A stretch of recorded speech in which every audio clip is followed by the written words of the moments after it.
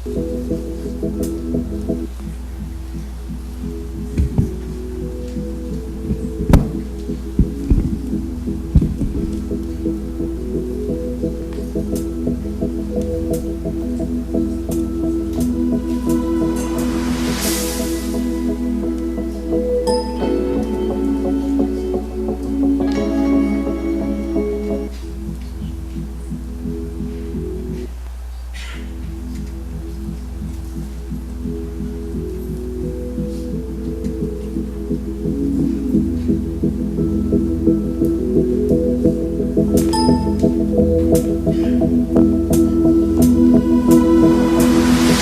been staring at the edge of the water long as I can remember, never really knowing why. I wish I could be the perfect daughter, but I come back to the water no matter how hard I try. Every turn I take, every trail I track, every path I make, every road leads back to the place I know where I cannot go. I long to be. See the light in the sky, make to see it calls me, but no one knows how far it goes. If the wind in my tail on the sea stays behind me, one day I'll know. If I could, there's just no telling how far I'll go.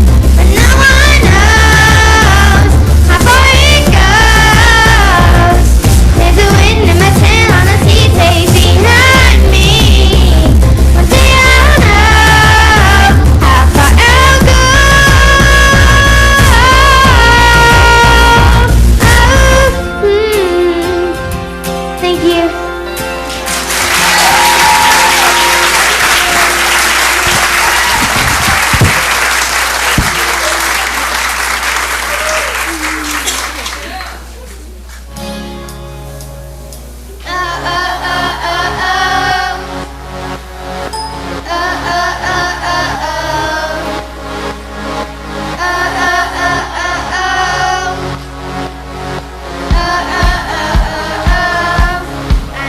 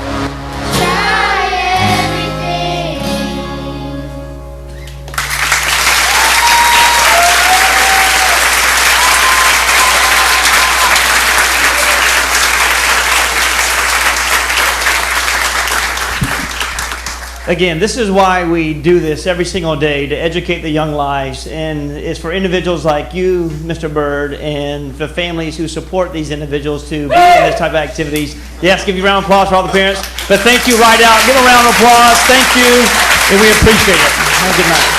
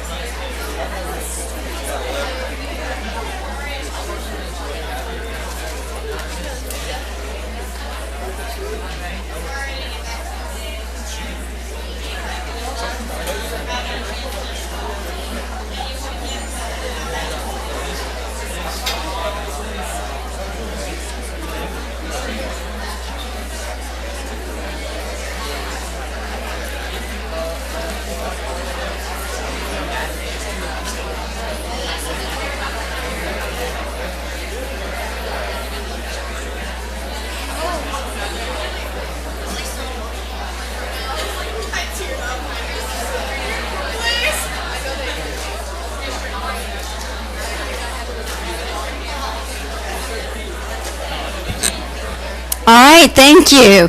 That was wonderful. Right Out Elementary. Sorry. I have it right here. It has been. And to the parents of the students who just sang, job well done. They were really wonderful. And we've actually been here since 3 o'clock. We had some hearings, so I was sitting there, and it was so calming and relaxing to hear children's voices. It was just so nice. So thank you for that bright spot for us. At this time, I'd like to ask Reverend Mike Haley from High Point Community Church to come up and do our invocation. You can go to the podium, and then if you'd like to lead us in the pledge, that would be wonderful too. Thank you. If you would stand for the prayer and then the pledge. What an honor to be able to offer the invocation tonight, which is inviting God to be here. I feel like God is here after that wonderful musical presentation. But let's pray. Most gracious God, we give you thanks for this day. We thank you so much for the young voices that we just heard. It just makes our hearts smile. And God, we thank you for this school year as we are quickly approaching the end. We just pray that our students will finish strong. We pray for a safe end to the school year, God, that you'll watch over all of our kids. And God, we're going to selfishly pray for there not to be any rain Friday night at 8 o'clock. We thank you for the rain. We thank you. We have needed rain, and we thank you for that. But God, we want to pray that tomorrow night is a wonderful celebration, a wonderful graduation celebration for our seniors and for all of our students and families that are going to be gathering. And again, we pray for their safe coming and going and partying and all that they do. And God, tonight, we want to pray and lift up our school board and all those that are gathered here. God, we want to pray for your wisdom, for your discernment to lead them and guide them. Again, we thank you for this year. We thank you for Clay County schools. We feel like your hand is over us, watching over us, and for that we give you thanks this night. Help us as we press on towards the goal and have a safe and restful summer. And we ask all of these things in your strong name. Amen and amen. If you would join me in the pledge. I pledge allegiance to the flag of the United States of America, the republic for which it stands, one nation, under God, indivisible, with liberty and justice for all. Thank you, Reverend Haley. At this time, I'll now call to order our school board meeting for June 1st.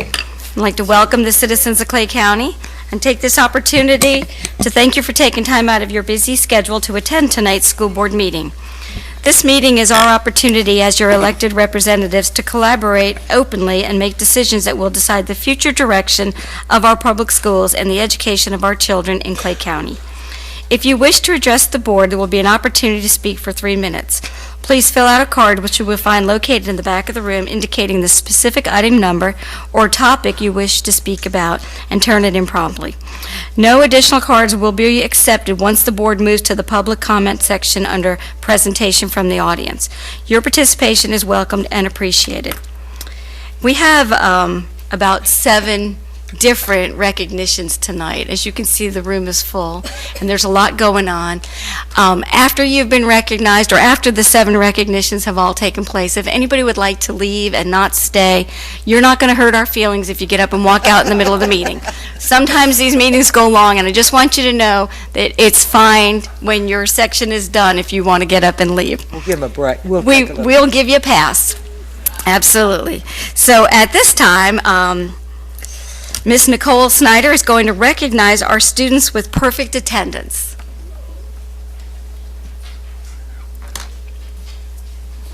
All right, we'll get started with those students K through 6. We have 5 students here. Oh, let me give the certificates. Hold on one second. What's Mary doing? I don't know.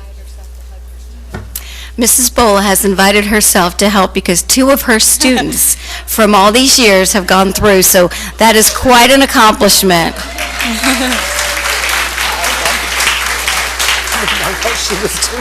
All right, so our first student is from Argyle Elementary School, Carson Reed Perry, who has had a perfect attendance for 7 years.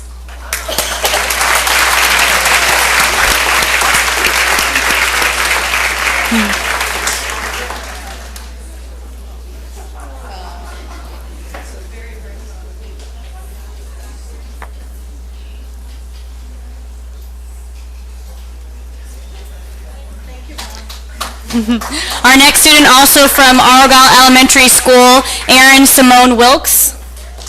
Perfect attendance for 7 years.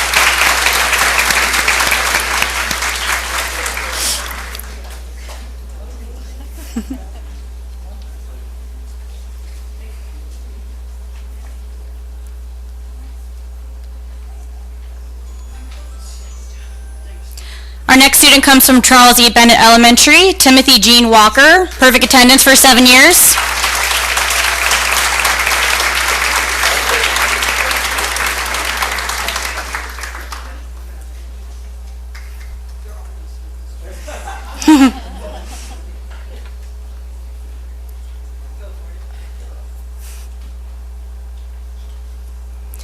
Our next student from Orange Park Elementary School, Zachary Shane Greenwood, perfect attendance for 7 years.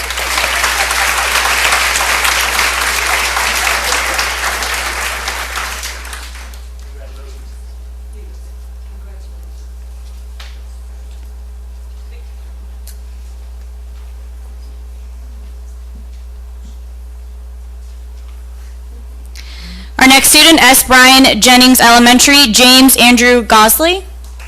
Perfect attendance for 7 years.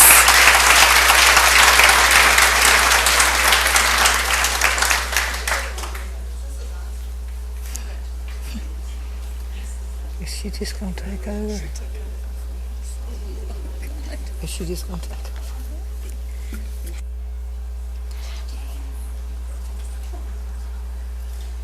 And our last student from the K through 6 division from Swimming Pen Creek Elementary, Kaylee Grace Roy. Perfect attendance for 7 years.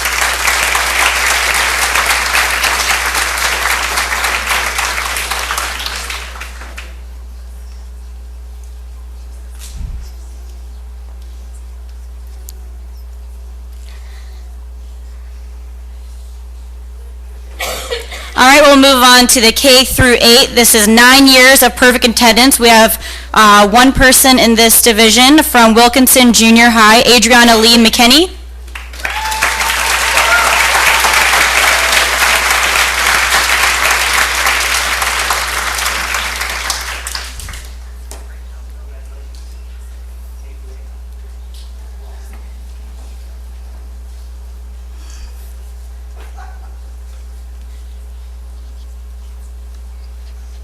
And this is super impressive, 13 years of perfect attendance from Clay High School, Thomas Rex Walker.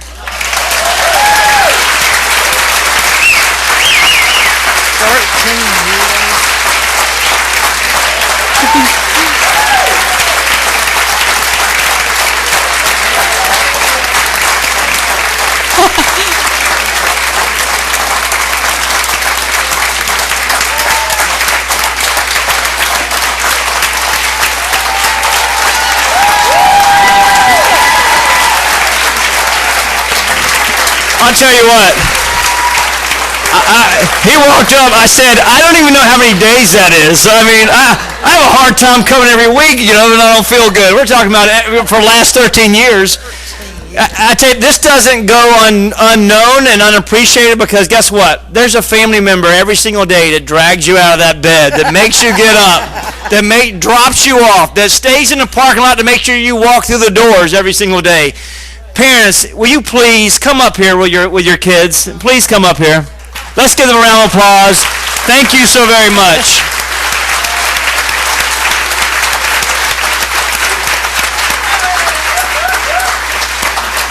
Goodness. He has 2? Do you have 2 in that group, sir? Oh my goodness. That's amazing. He gets a gold star.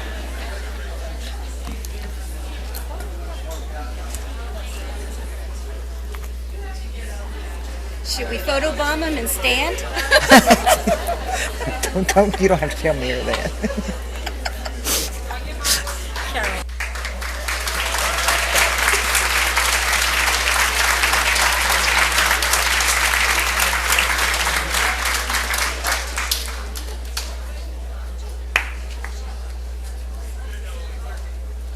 Hey, that one daddy, he had 2 kids in that group. That was so impressive. That's amazing. Thank you, Ms. Snyder. Next, we will recognize the Social Studies Teacher of the Year. It's Kelly Watts.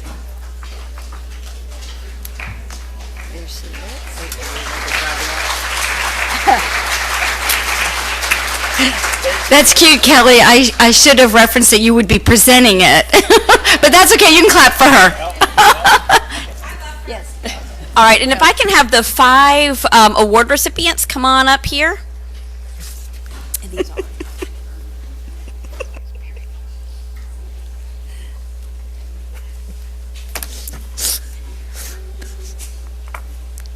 You two better behave. That's all I have to say. All right. Thank you. So every year, the Florida Council for Social Studies provides us the opportunity to recognize our outstanding teachers. This year, teachers, administrators, and staff members were invited to nominate social studies teachers from kindergarten up through 12th grade who inspire student learning and creativity in their classroom.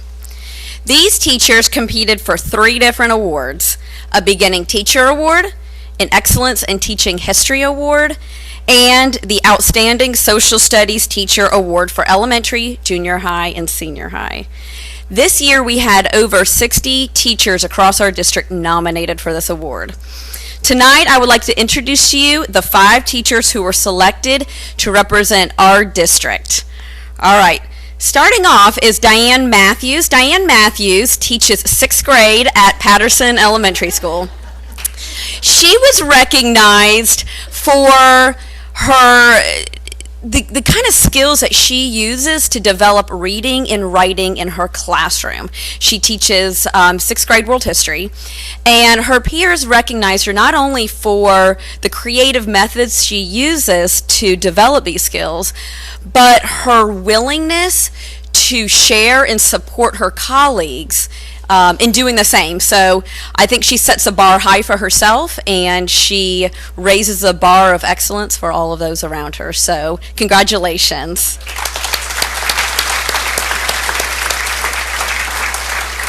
And I should say Diane Matthews received the award for the Outstanding Social Studies Teacher of the Year for elementary. I forgot to notice that. All right.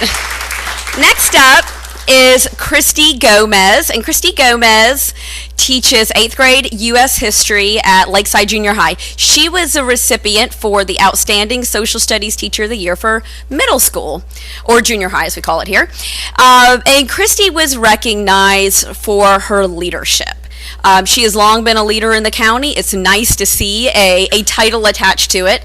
She is extremely motivated, driven, enthusiastic, and her leadership extends not just into her department at Lakeside Junior High, but to all of those around her in the district, particularly in her work with document-based writing using DBQ Project, and really just getting kids motivated and exciting in learning social studies. So congratulations, Christy.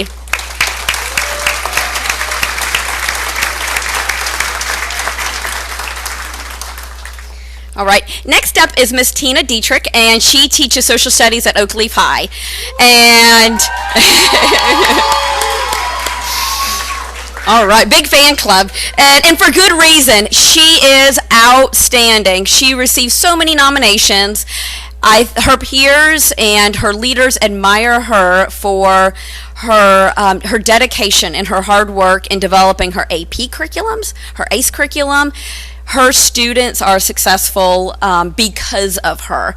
Some of you may remember a couple years ago, she did an amazing event for Holocaust Remembrance, bringing our community together with Holocaust survivors and World War II survivors, and it was an inspiring and unforgettable night. So thank you, Miss Tina Dietrich, most outstanding social studies teacher for senior high.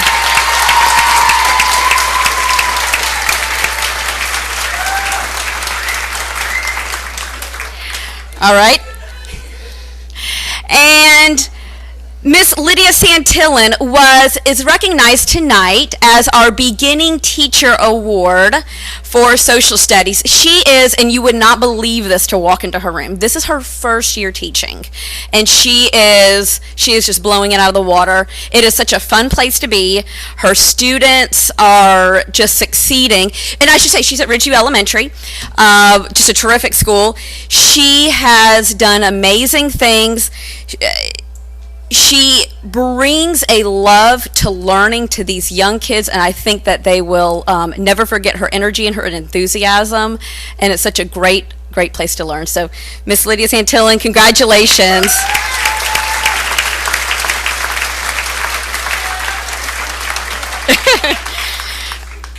And last but certainly not least is Miss Jennifer Moore, and she teaches 6th grade world history at Coppergate Elementary. And her room is also just another one of my favorite places in the district to be. It's such a happy, exciting, enthusiastic place. Her kids love her class. She knows just how to blend reading, writing, and social studies to where these students excel. They know that they are cared for in the deepest ways. Not only that, she brings a whole school involved. She leads her students through the Ancient Times Festival. So her students create projects, and then they bring in the primary grades to learn about it. So her students become teachers to the younger kids. And I don't think you can get a better learning experience than that. So it's, it's for good reason that Jennifer Moore is being recognized as the Excellence in Teaching History Award for Clay County this year.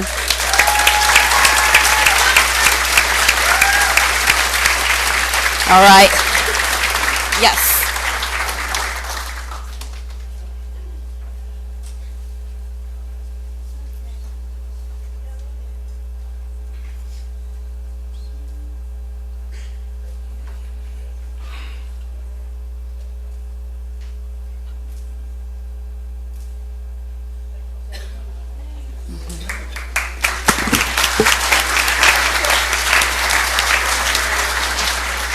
Thank you, Ms. Watt, and congratulations. We have some very talented people out there. Our next recognition will be the Clay County Academic Team, and Mr. Mike Wingate and Susan McInerney will be presenting. Good evening. Each year, as you know, we like to recognize our all-county academic team. How can I describe this group? They are dedicated. They spend weeks in competition, self-discipline, and by the way, pretty smart kids. I think you'll agree with that. Over the years, Ms. Susan McInerney has worked with this group. So at this time, please welcome Ms. Susan McInerney. She introduces the all-county academic team.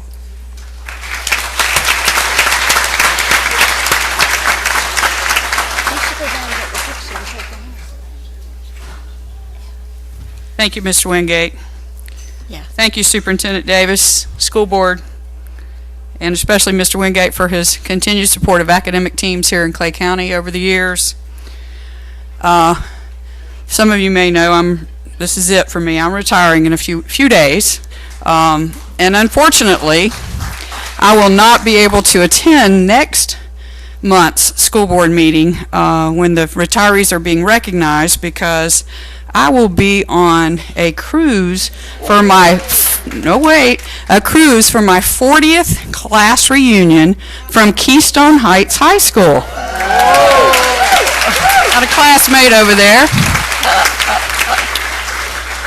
So I'm a Clay County graduate, but I've driven for 35 years from that county a little north of us to Clay County to work in the best county in the state of Florida.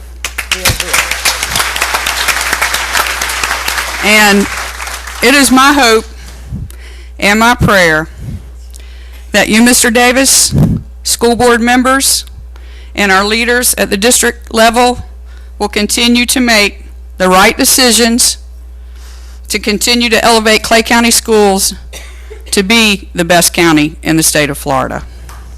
Thank you. It is an end of an era for me with academic teams. I've been associated with academic teams for 28 years at Ridgeview Junior High and then Ridgeview Senior High. I've been the district academic coach for the past 7 years. It is an end of an era for me, but I certainly hope it's not the end of an era for our Clay County academic team. This group has really represented Clay County in a fabulous way for many, many years, and I hope that that will continue to be the case in the future. At this time, I'd like to call up my co-coach, Mr. Ken Rempson from Orange Park High School. He has assisted me, been with me the last 7 years for sure, working with the county team, and I'm going to ask him if he'll help me hand out the certificates and photos. Last year I left these here, so this year the goal is not to leave these here. At this time, we would like to recognize the Clay County team. They finished 3rd overall in the state of Florida. They won both, thank you. They won both their preliminary round and their semifinal round, and it was a very close finish, almost second place by maybe one question. We're very proud of them and how they have represented our county. This year, we had 2 juniors on our team, both young ladies, and I certainly hope they get the opportunity to come back next year and be on the Clay County academic team and represent us again. And the first one is Julia Scheffler from Oak Leaf High School.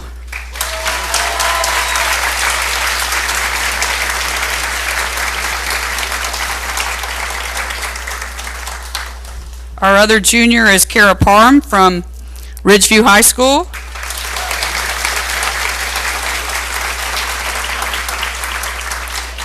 and a young man that will be walking across another stage tomorrow night. He was a first-year team member. We were very glad to have him. Senior John Francis from Fleming Island High School.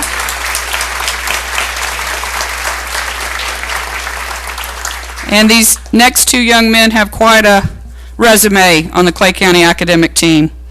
They've won a state championship last year. Shout out to Oakleaf softball for bringing a state championship home. Nothing sweeter, right, girls? So they both have a state championship and a third place finish this year. They're both seniors. We're going to miss them. From Ridgeview High School, Nabil Farouk.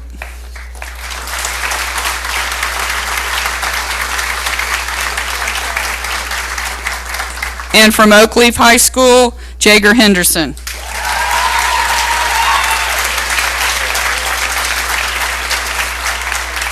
Again, thank you for this opportunity, and please continue to support academic teams in Clay County, whatever it takes. Thank you. Madam Chair, Superintendent, School Board, if I may just take just one more minute real quick. I can tell you this lady puts in a lot of time organizing the schedule, the matches, getting the questions together. You talk about top secret. It is top secret now, okay? And it's a lot of work, and certainly it's worth that effort. But I would like to, from the district, give a plaque to Ms. McInerney. So Clay County wishes to recognize the dedication and commitment of Susan McInerney. For 7 years of service to the students of Clay County, she is truly an academic coach, and we just thank the world of her.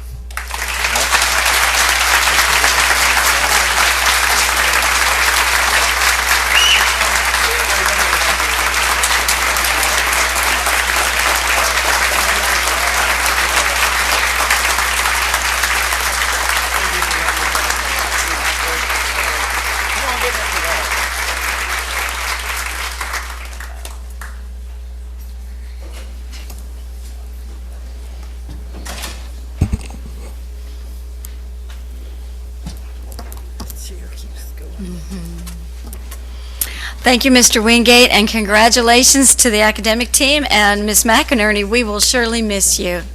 Thank you for all you do. Our next recognition, Ms. Nicole Snyder, will recognize Christine Jump for community outreach.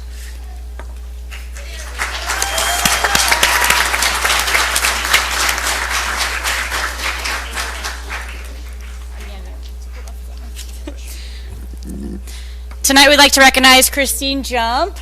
You stand right here. Talk about you.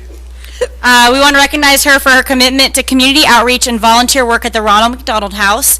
Christine was recognized by the Ronald McDonald House and won the Light Volunteer Service Award through the Points of Light National Volunteer Organization. A short article was written about Christine on the Points of Light website, which summarizes perfectly all the wonderful work she has done and continues to do in our community. When it comes to volunteering, Christine Jump has done it all. Christine is a lifetime volunteer, and she has inspired others to dedicate themselves to a lifetime of volunteering. Her son, Tyler Jump, started his own nonprofit when he was just 8 years old. Tyler's Tab started by collecting soda pop tops and turning them in for cash to benefit the Ronald McDonald House. Christine continues to serve on his board. With the leadership of Tyler and Christine, the nonprofit has grown leaps and bounds and is about more than just collecting can tabs now. They organize meals, supply drives, and cleaning days at the Ronald McDonald House. They have helped the Ronald McDonald House tremendously, and they do not show any signs of stopping. Christina has also used her passion for helping others by encouraging teens to succeed and make a difference. She works with teens by encouraging them to volunteer, setting up volunteer activities, helping students prepare college applications, and by giving them interview lessons. Christina is the driving force behind many of Orange Park High School's student activities, including Students Working Against Tobacco, Orange Park High School volunteers at the Memorial Day 5K fundraiser, organizing SWAT education events, collecting undergarments for Dignity You Wear, and scheduling volunteer days at the Ronald McDonald House. All the events that she has facilitated have been a huge success and have continued to get more people involved in our community, as you can see with these students up here. Christine Jump is a kind-hearted person who exemplifies how a selfless leader should act. She leads by example, and her drive to see kids succeed in whatever path they decide upon is an inspiration to all. The Jacksonville area is a better place because of volunteers like Christine. So Christine asked some of these students from Orange Park High School to come up here because she says that they have helped with these projects and that she couldn't do it without them. This is Orange Park. Orange Park. And Fleming Island. great.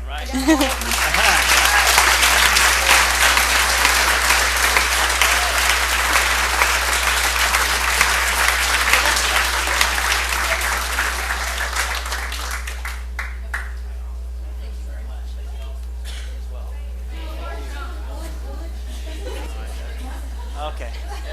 These are some of like my 100+ hour volunteers. Some of them have like 1,000.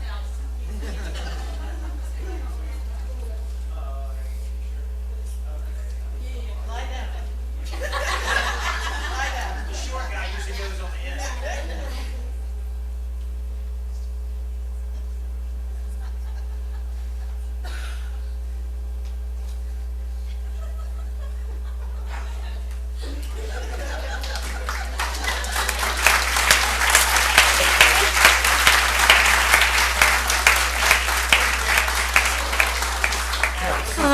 We're sorry for laughing at you, Mr. Davis. Congratulations, Miss Jump, and your impressive entourage. Next, we have Miss Angie Whidden, who is going to recognize the 2017 West Whidden Scholarship recipients.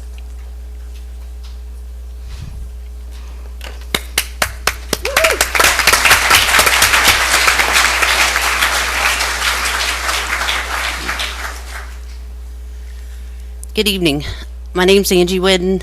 I'm here with my family, Wes Whidden, Heath, Walker,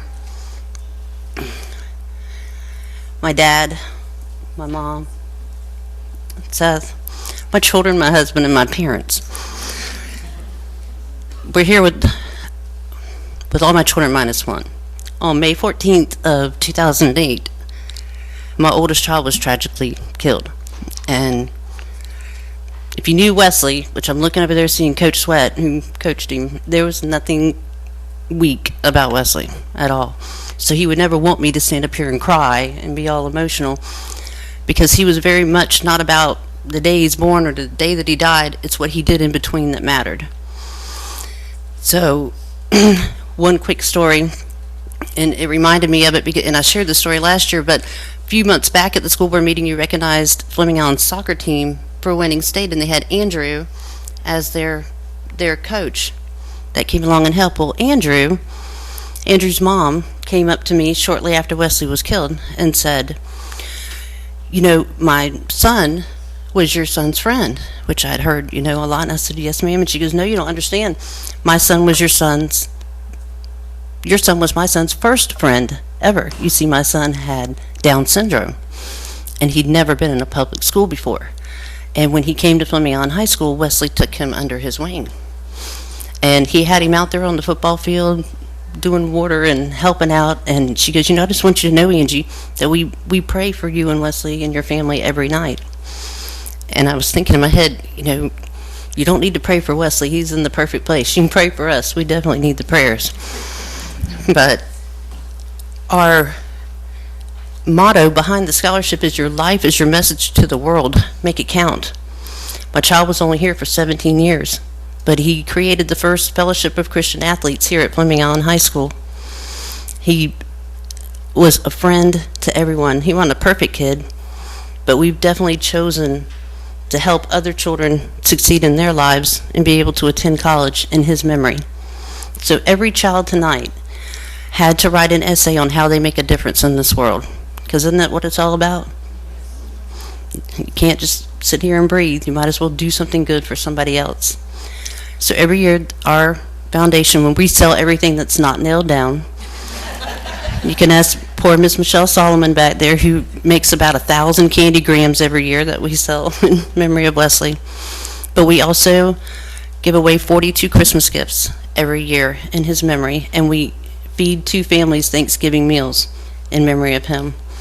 And tonight, after we introduce these scholarship recipients, which they've already been honored at the Junior High Jamboree, we will have awarded 60 Clay County seniors $1,042 apiece to go to college in memory of Wesley.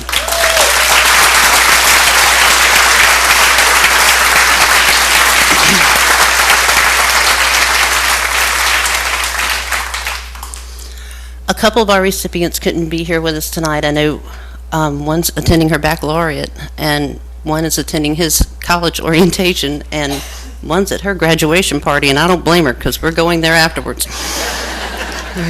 Can we come? But I'd still like to recognize them. And the first recipient I'm going to call is just because if you haven't seen the incredible story that appeared on the news over the past few days, thank you so much, Nicole. You have no idea what that means to me. This kid is golden. He's just golden. And Corey Solomon and that baseball team made such a huge impact on Shane Strickland's life, a child. So our first recipient tonight is Corey Solomon from Fleming Allen High.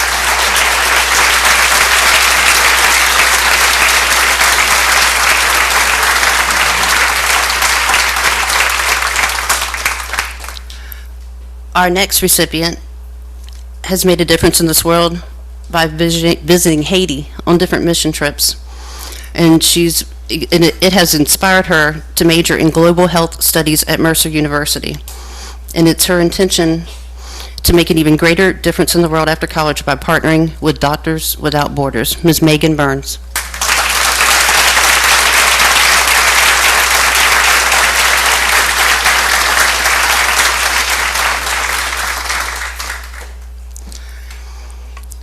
Our next recipient was a volleyball player at Orange Park High School, and someone very near and dear to my heart.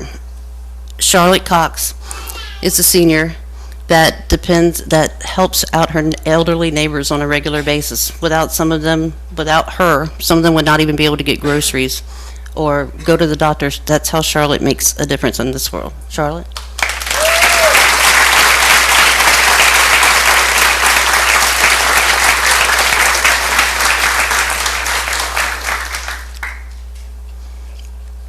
When I forgot to say that Charlotte and Corey both will attend St. John's Community College.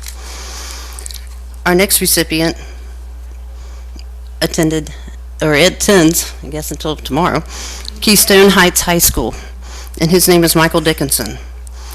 Michael maintains a 3.5 GPA by participating in football and weightlifting for Keystone. He's made a difference in his volunteer work at school during the summers, providing a ride and homework assistance for young teammates and assisting his grandmother in the passing of his grandfather. Michael will attend Marietta College in Ohio.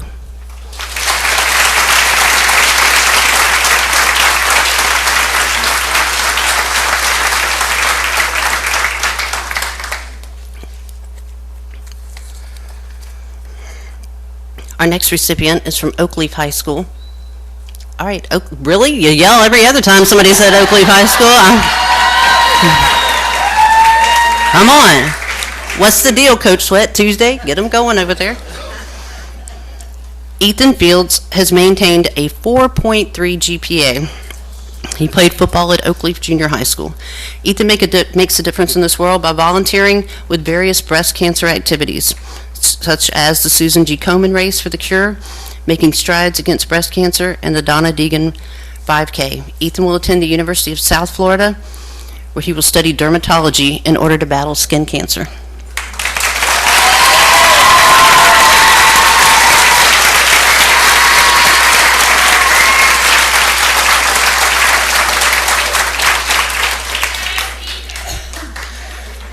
Thank you. Bridget Flanagan from Orange Park High School. She's maintained a 3.8 GPA and makes a difference through the Beta Club volunteering in her community. She is excited to attend Lynn University in Boca Raton this year. So Bridget Flanagan.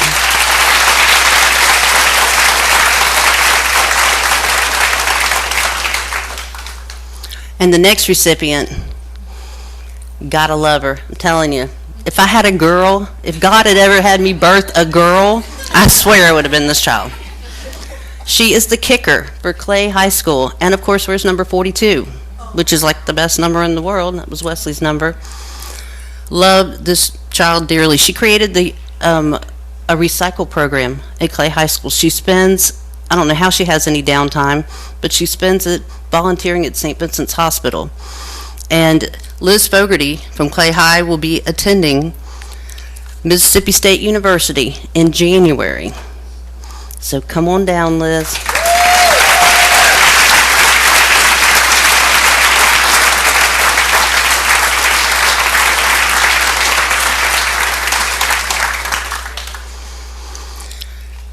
Brandon Laparati from Orange Park High School.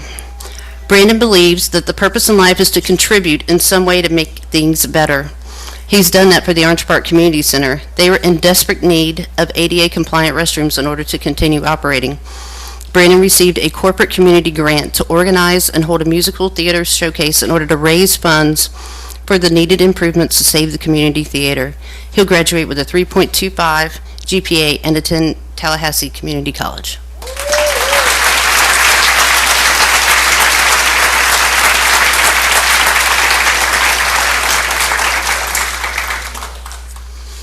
Three of our recipients, like I said, couldn't be here tonight. I want to mention them briefly.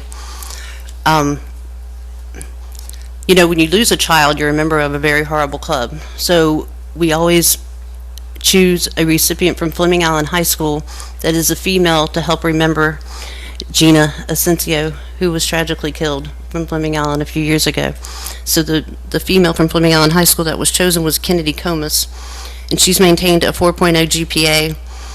And she makes a difference by communicating with others with sign language. She's like in year 12 of sign language.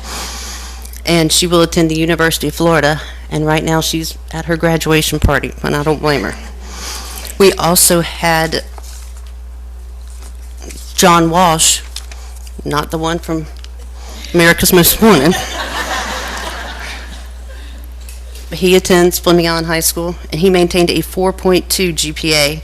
He's done numerous amounts of work with the Florida Striders through various Boy Scout projects, and he's constructed benches for local parks and playgrounds. He's going to attend Florida State University in the fall. In fact, that's where he is right now at his orientation. Our other recipient that couldn't be here, she's at her baccalaureate, is Emma Weiskopf. She carried a 4.5 GPA, was Ms. Middleburg High School, and she started a nonprofit organization, that sells T-shirts to raise money for the Special Olympics.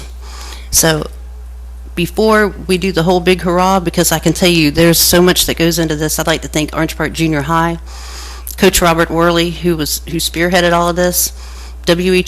Elementary, Michelle Solomon, big time where are you?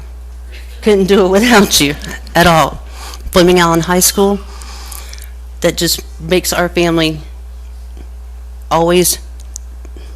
it makes us always know that Wesley will never be forgotten. So at this time, I'd like to call my family up, because my mom and dad are here. That'll kind of make some sense as to what made me into this.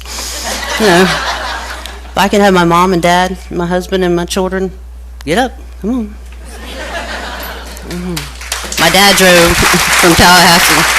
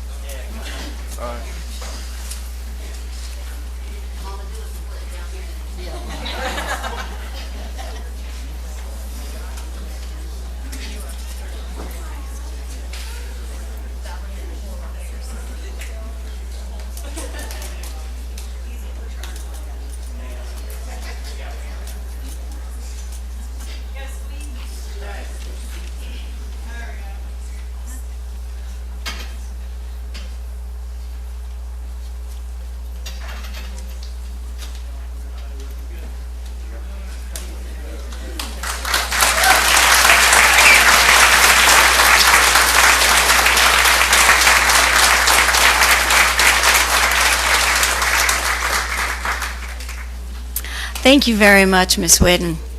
And we're really pleased that every year you do come back and present at our school board meetings. We appreciate that. Thank you. Our next recognition will be Mr. Mike McCauley, and he's going to recognize Say No to Drugs Calendar Contest winner. So first of all, how awesome it is that we get to celebrate so much goodness in Clay County Public Schools. And so this next group, if Ms. Whidden wants to stick around, she may see some of her future recipients for the scholarship as we introduce the next group. She has a party to attend. Go have a good time. I'd like to introduce Donna Wethington with the Clay Action Coalition. She was instrumental in making the Safe Drugs calendar that we have quite a tradition here. I've passed it out to the board members. Donna, we'll let you come up and introduce our winners, the kids who got it on there. Thank you. Thank you for allowing us to be here tonight to recognize our 2017 award winners for the Drug-Free Communities Calendar Contest. This has been going on for the past 19 years, and it started 19 years ago in collaboration with the school district, the Juvenile Justice Council, and our coalition for safe and drug-free schools, which now has turned into our Drug-Free Communities Coalition, Clay Action Coalition. The 14 award winners will be receiving a monetary award, $50 cash award for the front cover and inside cover winner, and $25 cash award for the other calendar month winners. They also receive a certificate from the school district and the coalition, and along with 5 calendars for their families to disseminate. I would like to also recognize all of the members of the coalition who have voted and selected these calendar, the finalist award winners. Some of our members are here tonight to support these winners, and our sponsors. And the sponsors, Mr. Joe Gilmore has been doing this for almost 20 years, going around and gathering the supporters of this calendar event contest for this long. And just to put it on record, Orange Park Police Department, Jacksonville Memory Gardens, Green Cove Police Department, Best Price Furniture, Air Max Heating and Cooling, Quit Dot Foundation, Tobacco Free Partnership of Clay, Doctors Lake Family Dental of Clay, that's Dr. Boytett and his associates, Pinch a Penny, Pool, Patio, and Spa, First Command Financial Services, Publix, Clay County Sheriff's Office, Orange Park Medical Center, Family Practices Associates of Orange Park, and Sun Tire all have given graciously to help support the printing of the calendar and to make this possible. So I did want to thank all of them. So as we get started here, our first award winner, the front cover, goes to Angelina Turner. She's a 4th grader at Coppergate Elementary, if she's here.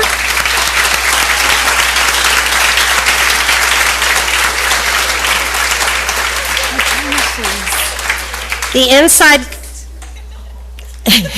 she's gonna stand up here. This is the artwork created by our elementary school students. They're so cute. And they send such a positive message for staying healthy and staying drug-free. The inside cover is Abigail Bowerman, 3rd grade student at Tynes Elementary.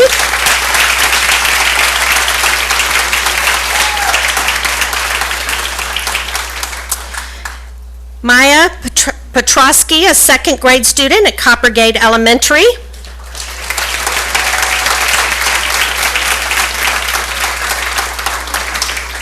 Chloe Morgan Pesterfield, 6th grader from Rideout Elementary.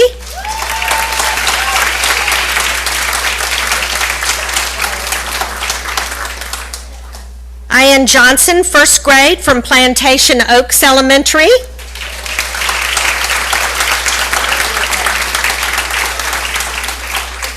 Colton Payton, 3rd grade, Coppergate Elementary.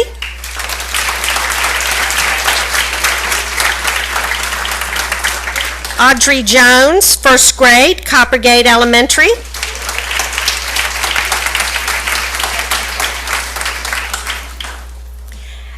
Madison Lockhart, 3rd grade, Rideout Elementary.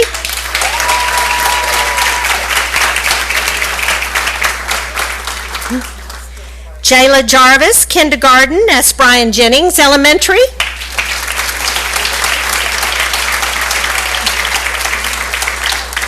Taylor Grand, 5th grade, Thunderbolt Elementary.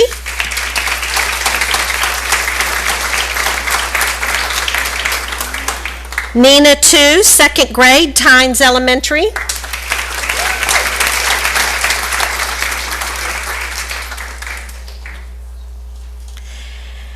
Ashton Bahanen, 5th grade, Lakeside Elementary.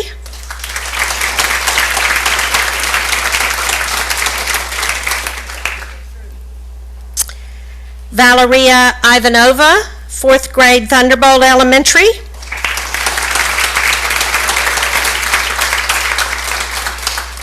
Deshana Hederachi, 6th grade, Coppergate Elementary.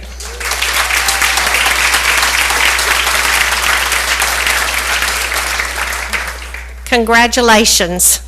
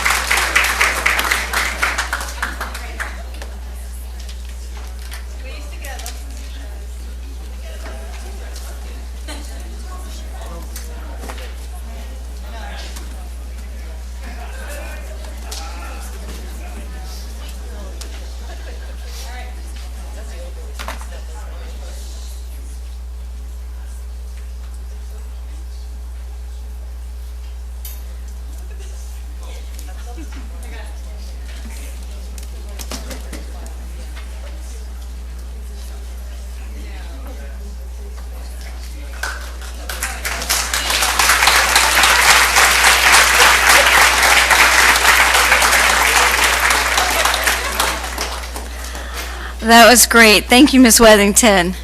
And congratulations to all the winners. Mr. Davis, you should probably just stay down there. Next, we're going to recognize our Oakleaf High School girls softball team. 2017 Class 8A state champions, and Mr. Mike Wingate will recognize them. All right, in the classroom, in the community, and on the athletic fields. Clay students are doing it. Please welcome right now to introduce the softball team and the leader of Oakleaf and some of her staff members, Principal Ms. Treasure Pickett.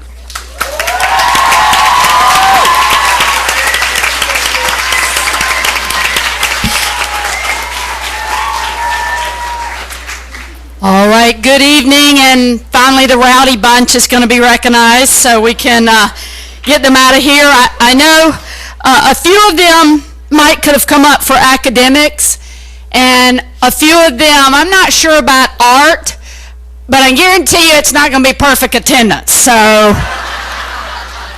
but they're great girls, love them to death. They have represented Oakleaf in such a wonderful way every year, but especially this year. They've had a special year. Their coach has had a special year. It's been 16 years since Clay County has had a state softball championship, and Coach Thompson was a player on that team, and now she is the next team to win as the coach. So congratulations.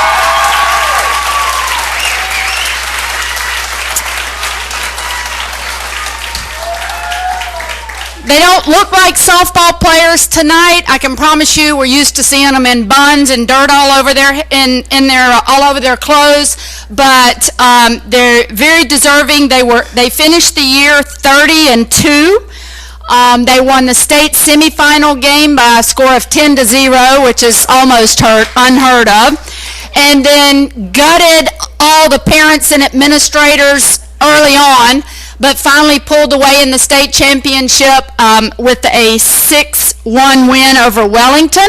They finished 4th in the nation in their ranking, and so we're very excited for them. 11 of them have committed to play college softball, so we're very excited about that. So I'm going to turn it over to Coach Thompson. And what a wonderful opportunity that her father has been able to coach with her. So Robbie, come on up.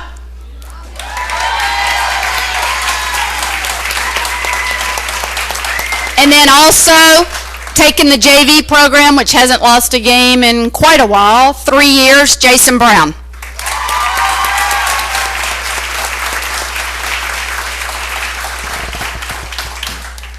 All right, ladies, if you'll do me a favor and kind of make your way this way and line up there, and I'll call you guys up one at a time.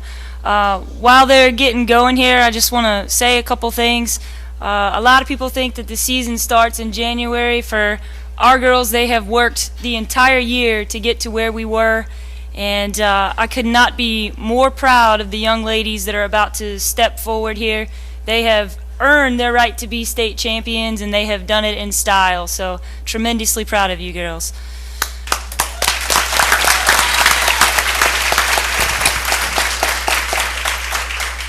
First up, we have sophomore Maddie Davis.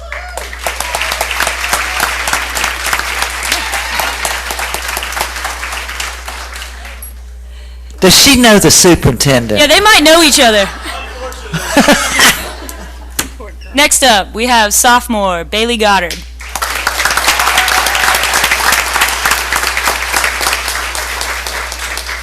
Next up, we have freshman Aspen Windesheim.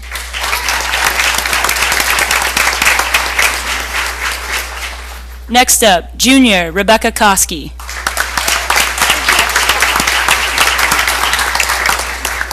Next up, junior Destiny Passetti. Next up, senior Haley Willis.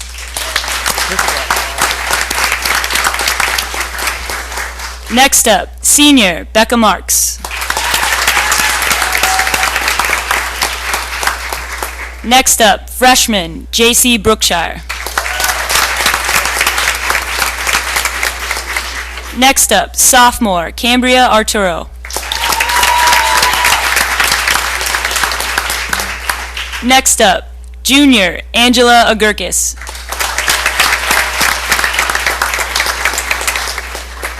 Next up, junior Lauren Wexler.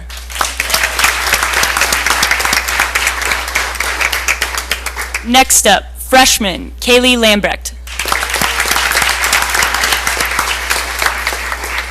Next up, senior Kelsey Sweat.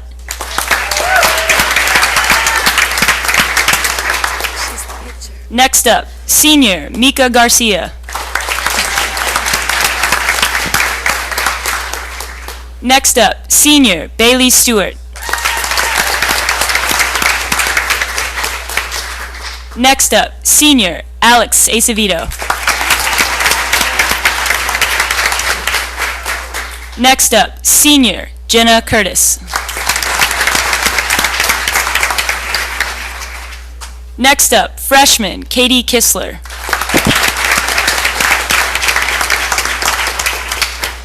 Next up, junior Amelia Stalter.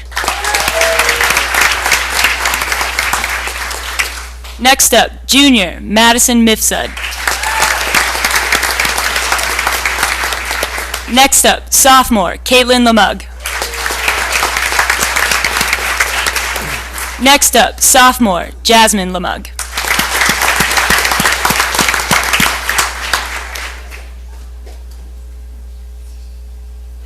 Sorry, I want to thank, I didn't get a chance to go to a lot of the games last year because of my other job, but I got a chance to go to some of the games this year, and I saw these young ladies be very, very committed, dedicated. They fought every single game on the field, off the field, and they did a great job really leading the way.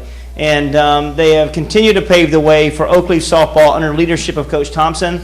She's done a fantastic job, but she also gets a great support from her staff with Mr. Thompson, Mr. Brown, and also has one of the best leaders in Clay County with Ms. Pickett. So I am proud to say thank you for what you do. We appreciate it. And for the parents, thank you for your dedication. We want our kids to be engaged in so many different opportunities, not only in the classroom, but outside the classroom. And I also thank you for not videoing me as I sit on the other side of the dugout, yelling, screaming, coaching, and those types of things. So, but again, congratulations for a chance. Look for a repeat next year. Good job.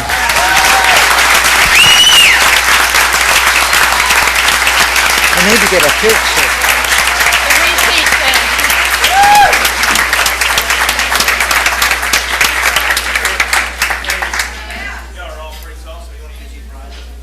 Pretty tall. They know. A lot taller than him.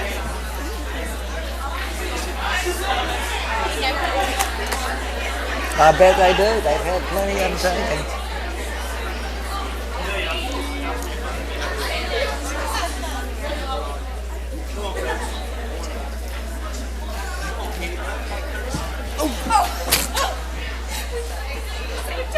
Both of you I went down. It's going boom, boom, boom.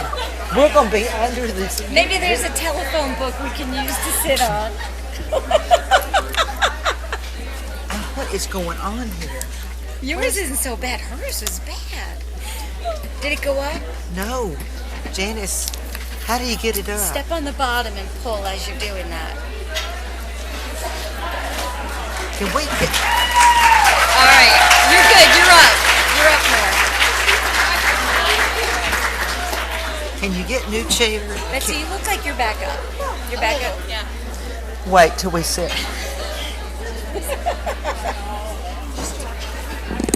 Congratulations to the Oakleaf High School girls softball team. We are so proud of you. Job well done. And that really does conclude all our recognition. So if there's anybody who wants to leave, now's your opportunity. We've got the school showcase. I'm just going to wait a minute till the room clears before you guys start.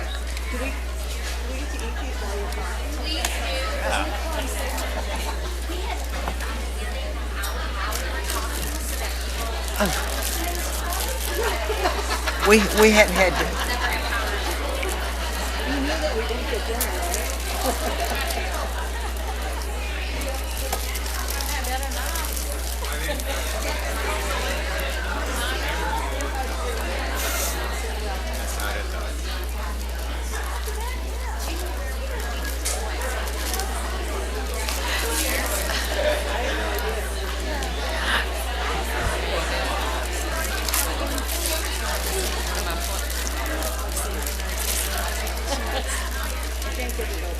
The heck with it.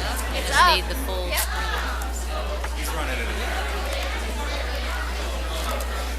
Okay, thank you.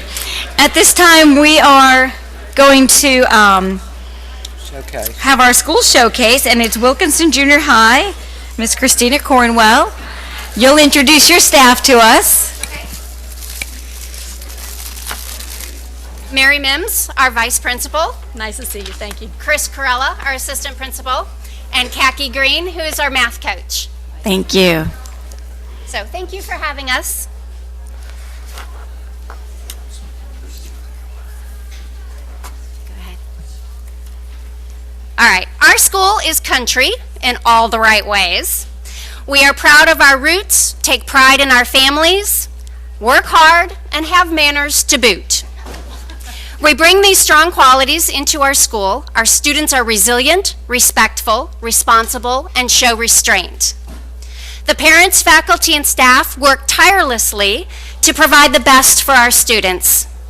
When I think of our strengths, weaknesses, and areas of opportunity, I automatically think of the people, being both our biggest strength and opportunity.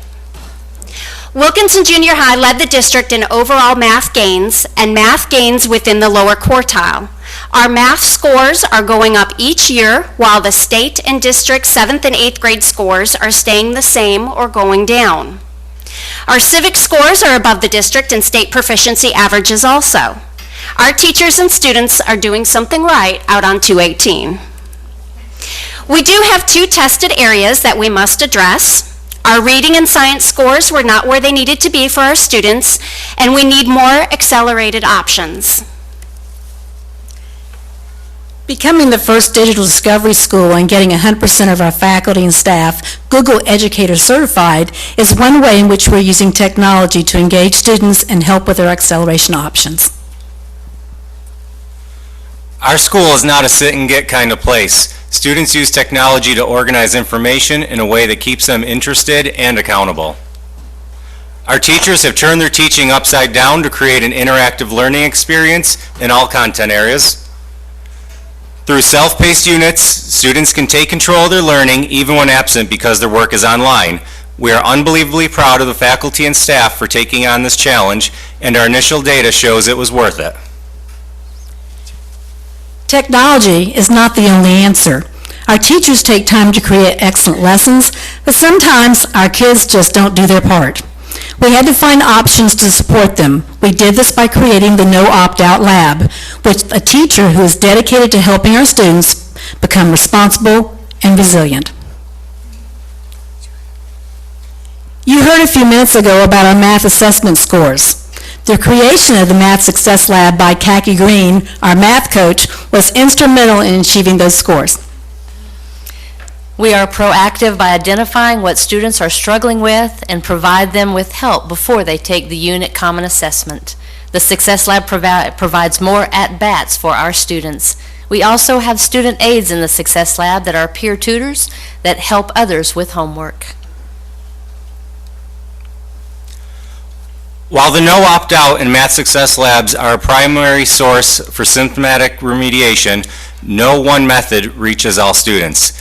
Therefore, we also have a morning tutoring program, a 22-minute Eagle Time, and critical thinking classes that provide extra help or enrichment. When all else fails, sometimes a consequence needs to be added into the mix. Our after-school detention teacher spends 45 minutes monitoring campus cleanup, followed by 45 minutes of tutoring.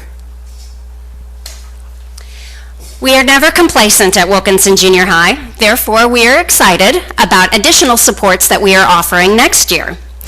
We have a literacy coach who will spearhead our leveled literacy intervention and fire initiatives and will work directly with our lower level students.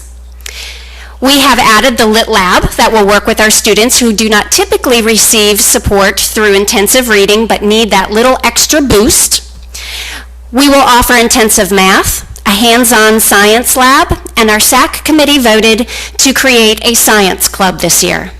Our foundations team will continue its attendance battle through positive behavior and intervention supports.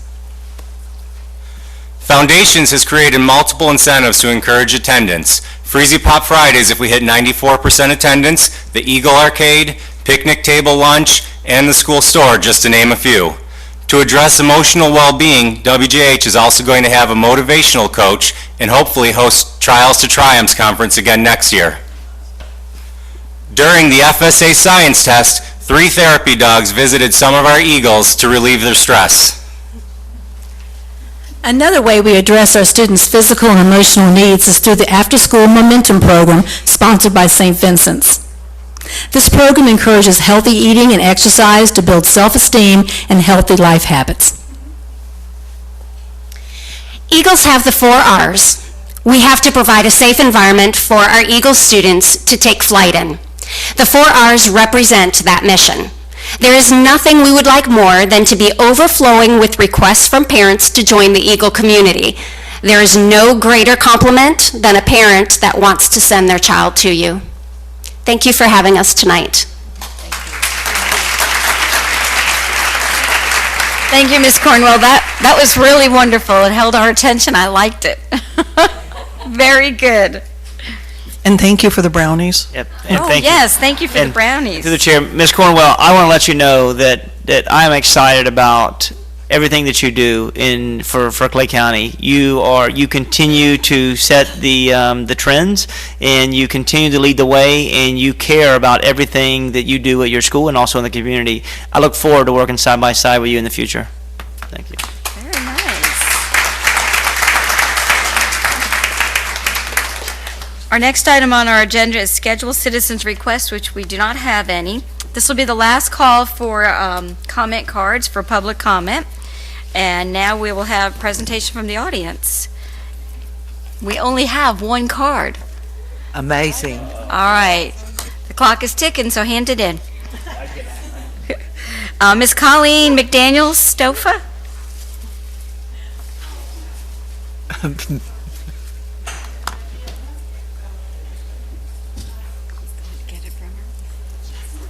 He's going back there to curb service.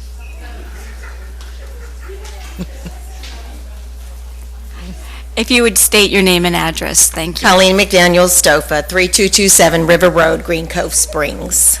Good evening. I am here along with many of my colleagues, school psychologists, to address the cuts from the school psychology staff. Our present level of staffing has been 18 full-time and 2 part-time school psychologists, and this has been so since the 2013-2014 school year. One of the positions in question is because of senior staff retirement. This position was removed from the allocation at the last board meeting. The other position is a 10-month position I believe is frozen. This opening occurred because for the first time ever in Clay County, we now have difficulty hanging on to newly hired psychologists. Those individuals lower on the school psychology pay scale can find higher pay in other counties. We have lost 3 excellent school psychologists in the past 2 years because of low pay, lack of step increases, and excessive workloads. The school psychology department received 2,899 requests for psychoeducational evaluations in the 2013-14 school year. This rate has increased over the past 3 years to over 3,133 requests for psychoeducational evaluations in the 15-16 school year, an increase of 234 referrals. And given the continued growth in Clay County and the controlled open enrollment estimates, you can betcha that number is going to keep going up.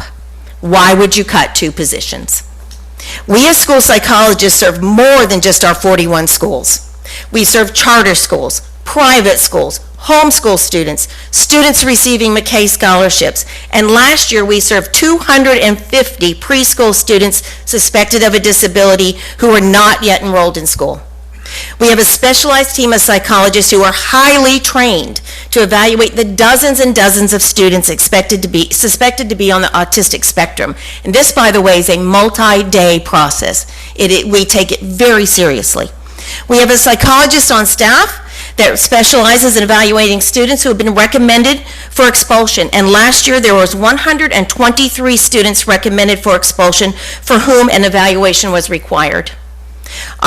To our school district's benefit, we have 2 bilingual psychologists on staff that for not 1 penny more, which is very different from other counties, not 1 penny more, conduct evaluations in Spanish. And this alone has saved the county tens of thousands of dollars.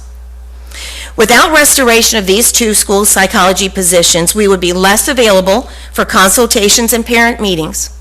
We would be unable to spend adequate time with individual students, incapable of participating in bringing positive behavior intervention supports, PBIS, into the district, and severely at risk of violating the expected 100% compliance with the state of Florida's 60-day calendar rule for initial evaluations. So, my request, please restore the 2 cut positions. Thank you. Thank you, Ms. McDaniel Stover. And Mr. Superintendent, could you look into that for us? Yes, ma'am. Thank you. Our next card is Ms. Rebecca Smith, followed by Wanda Clymer.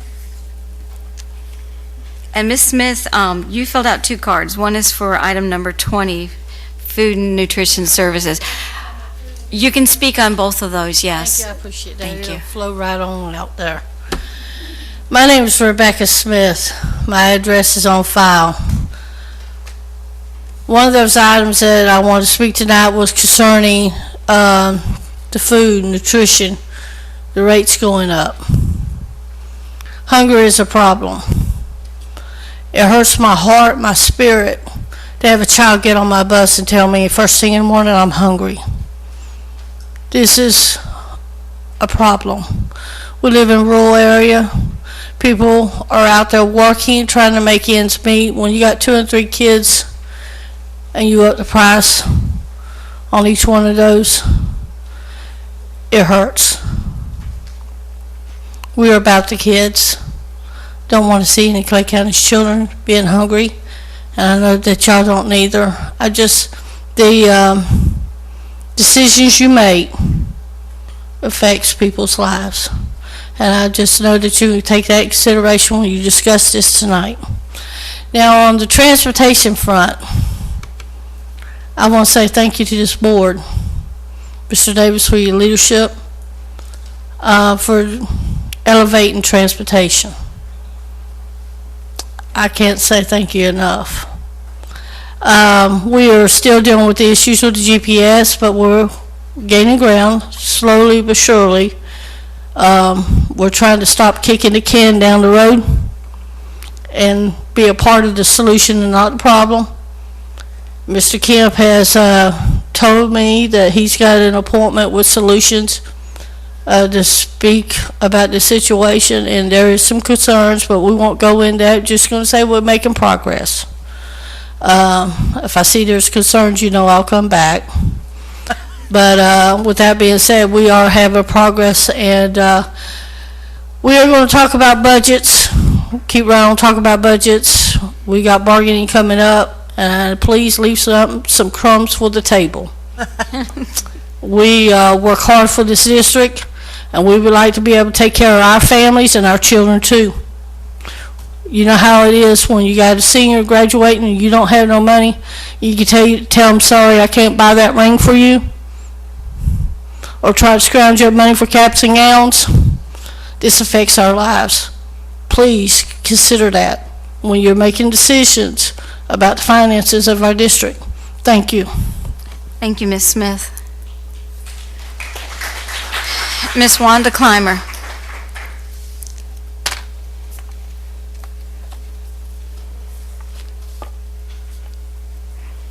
Hello. I'm Wanda Clymer. My address is on file.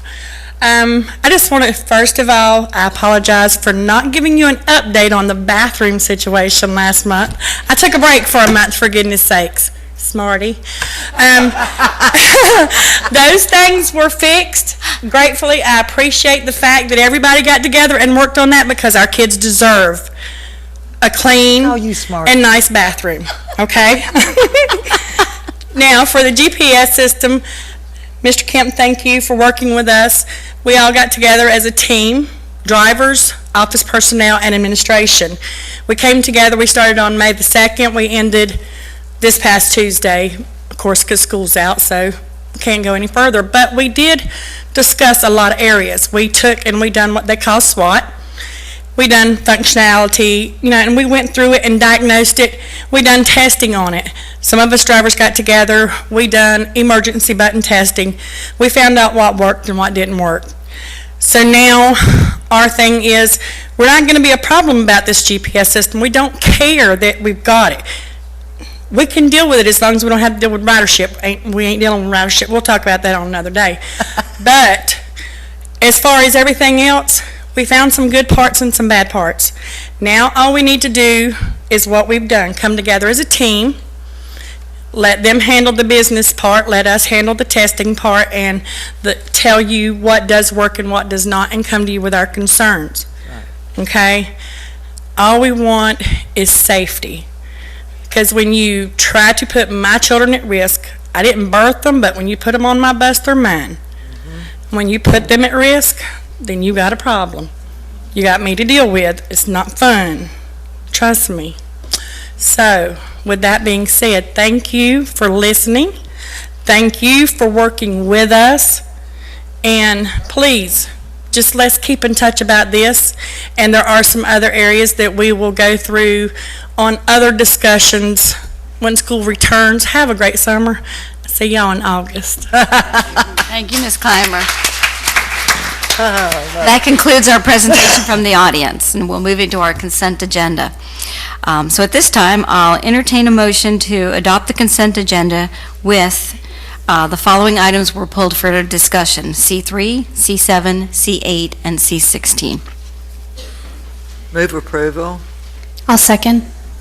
I have a motion by Mrs. Studdard, a second by Ms. Gilhousen. Any discussion? All those in favor, say aye. Aye. Motion carries 5-0. May I make a quick comment while we're voting?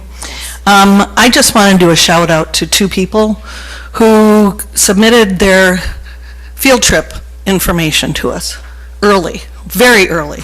One is kudos to Devin Skapetis from Ridgeview High School. He is a physics teacher who has already set up a field trip for next August 21st. Talk about creative, innovative, and proactive. Those of you who are not familiar with August 21st, there's a solar eclipse. And there are only certain parts of the country where you can see this solar eclipse in total. And he has already set up the field trip. I was concerned about his housing. It's not happening. And they are leaving early in the morning and coming back late at night. But they are able to actually see the eclipse and experience it out of state, but they are going to be doing it.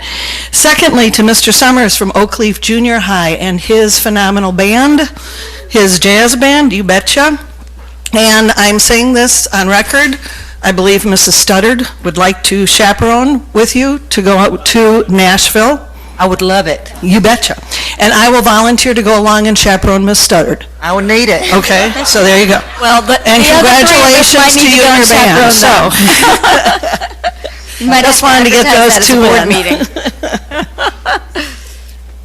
in. meeting. All right. Do that in the blind leading the blind.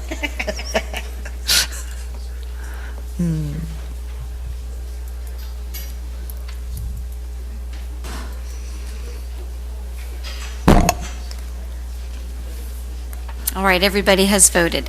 So next on our agenda is an update from the Clay County Education Association, Ms. Renalee Paiva.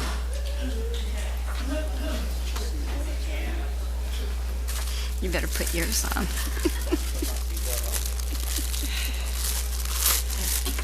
This was a nice board meeting till now. Oh, gosh. Go easy on us. Now, good evening, Renalee Paiva, President of CCEA, and yeah, I'm Grumpy Paiva today. Not happy, teachers aren't happy. We surplus 39 teachers and returned them to the pool. As Mr. Davis said when he stood up here, don't worry, we hire about 200 new teachers every year. We actually hired 292 new teachers this year. And last year we hired 307 new teachers. Today the return to the pool list has 35 people. We surplus 39. So 35 people are still sitting in the pool. These teachers were supposed to have an interview during phase 3. They did not. The language actually reads, they will be given a preference for an interview. Mrs. Richardson explained to me that she believed that that didn't mean they really got an interview. It appears that neither does our teachers that apply for transfers have a right to an interview. The language for voluntary transfers says that the receiving principal will take into account the results of an interview, certification, experience, etc. How can the receiving principal take into account interviews when they don't give them? They're not even interviewing our own people. Mr. Brodsky asked Mrs. Butler yesterday, what makes us think that we are entitled to an interview? Well, this language makes us think we're entitled to an interview. I have to ask the district, why post jobs? I'm sure you can expedite this process by simply skipping the whole charade of posting. We have never functioned this way before. We always at least pretended to give people an honest interview. Regardless, when you get 9 pages of out-of-field teachers in August and September like you got last year, and you're asked to approve them, I want you to remember that we still have sitting out there 35 highly effective and effective in-field teachers. What a waste of money that we spend every year getting teachers qualified. 9 of those teachers are ESOL endorsed. 10 of them are ESE. I thought we had a shortage in ESE. Guess not. Endorsed. 6 of them have reading endorsements. And they're still waiting for a job. We're in phase 4 now. So it's open for everybody. As we all know that's my number one, my second thing that makes teachers not happy. And we all know by now it's about the pays, that we always got 5 paychecks the last day of school. That was never, ever, ever brought to our attention that somehow that got changed this year. So I went back because I actually pride myself, and my district and my directors pride themselves in paying attention and being the watchdog for the teachers and understanding. So last July, your payroll calendar was brought to you, July 21st. You all knew I was in Europe, by the way, July 21st. So no one saw this. What was submitted was not in red, was in black. So if you didn't notice a change, because you're used to school board policy, or I don't know if it's your policy or it's what you just always do, if you make changes, you put them in red. It was not put in red, and it was put in front of you, and you all voted on it. I went back years. Our calendars are always submitted February and March. That's when you get the calendar for the next year. That's when you get payroll calendars usually. In 2015, you got your calendar on March 24th, 2015. Never, ever was it submitted to you in July. So what's a week? Nothing. Really isn't. If you had told us. If you had told us, we would have budgeted.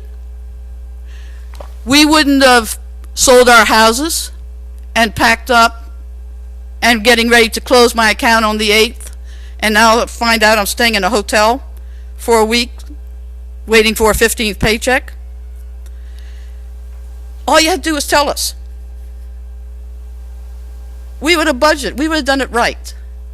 And I think what upsets the teachers is no one said a word to the teachers until Mr. Davis sent the letter out yesterday. That's yesterday.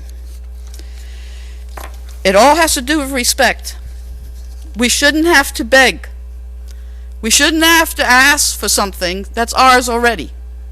And that's how we feel. I have another issue that I want to bring to the school board's attention, because this really is another thing that teachers are upset about. You know, we rent out our schools in the summer. And I don't know if you make a lot of money doing that. I mean, I never really paid attention. I guess I'll take a look and pay attention. But I don't know whether you're aware of how many teacher stuff is stolen in the summer from your summer camps. So there are a lot of principals that say, whoa, not in my school. You're not coming anymore, because our teachers have lost all sorts of things. You know, computer stuff or whatever and everything. So I wrote Mr. Davis today because Oak Leaf Junior High has an activity, or rented it out, some sort of summer camp is going there, and 13 teachers have been told to pack up their classrooms. And if you're a teacher, you know what that means. That's not fun. Move everything. You can't lock it in your closet because it's a fire hazard, which blew my mind. Since when? That's why we have locked closets. I didn't know they were a fire hazard. You either take it home, put it in your car, or the custodians will come around, pick it up, and they'll put it somewhere. Well, if you don't know, teachers do not like their stuff touched. I'm here to tell you, they don't like their stuff touched. So when the principal says, don't move anything, the custodians will come down there and they'll pack it all up. Oh yeah, right on that. As one language arts teacher says, I'll never find that book again. I think you need to look at that situation. I don't think it's fair that teachers have to lose their stuff. I don't think it's fair that teachers have to pack up their classroom, go home for the summer, come back before pre-planning, because there's no time in pre-planning. Pre-planning has been hijacked by every type of meeting in the world. It's not supposed to have meetings in it. It does. And the other thing about these people that are renting it, they have master keys. I spent the first 3 months of this school year at this school trying to get keys for teachers to come through the gate. So I don't know how outside organizations get to have master keys and be able to do that. That's my grumpy part. Now I'm going to say my happy stuff. But I would like that addressed. I would like us to look and see if we're really making the money. And the assistant principal's letter also, emailed to the teachers, also said, don't worry about anything. I'll have the custodians come in here the week before pre-planning and clean your room spotless. Do you know how much the custodians have to do to get schools ready? And they're going to go to these 13 classrooms and make sure everything's perfect for the teacher to come in when? During pre-planning and put their classes back together? It's not fair, guys. It's really not. Good news. Congratulations to our kindergarten, first, second, and third grade teachers, because they all share in our results. From the FSA third grade results, they're awesome. 6th in the state. And I bet we would have been 3rd in the state if we didn't have to count the charter schools. So if we could get them off, Mr. Davis, can you do something about that? Okay. Shout out to Mr. McCauley, please. Code of Conduct Committee met this week, and it was really awesome to work with the district and try to figure out what we're doing in this modern age of cyberbullying and things that are being posted on the internet and on social media about teachers is appalling. And we have to get better language, because I think, disparaging our teachers on social media is way past the First Amendment rights.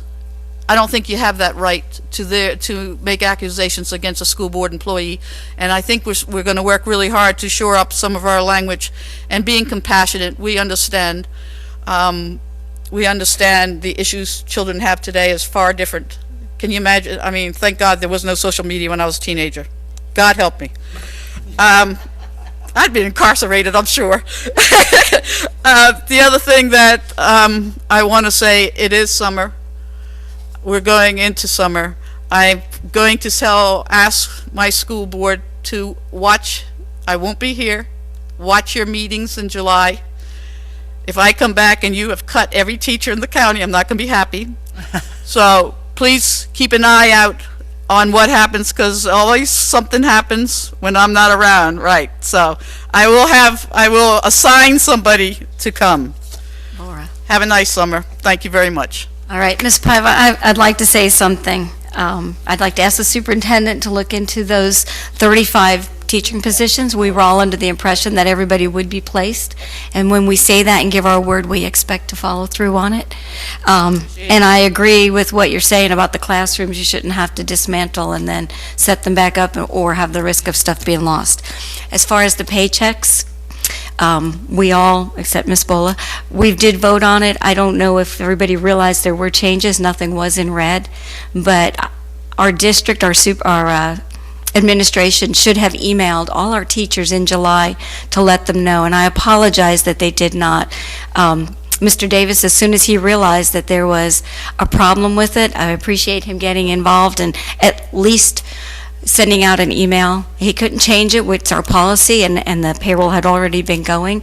So I understand that if they had tried to change it, it would hold things up. Hopefully, when the new program is in place, next year we won't have this issue. And we're still working on that old system, and Dr. Legutko's, trying every day to get everything done on time because of that system. So I will apologize on behalf of the school district and the school board that this happened. That. I think the teachers would appreciate that. We just, if we knew, it wouldn't be. It's a week. I know. That means nothing to me. It means a great deal to other people. And this Okay. should have been handled last summer when it was changed, so Appreciate I'm it. very sorry. Thank you all. Our next item is Ms. Teresa Dixon to give us an update on our CESPA union.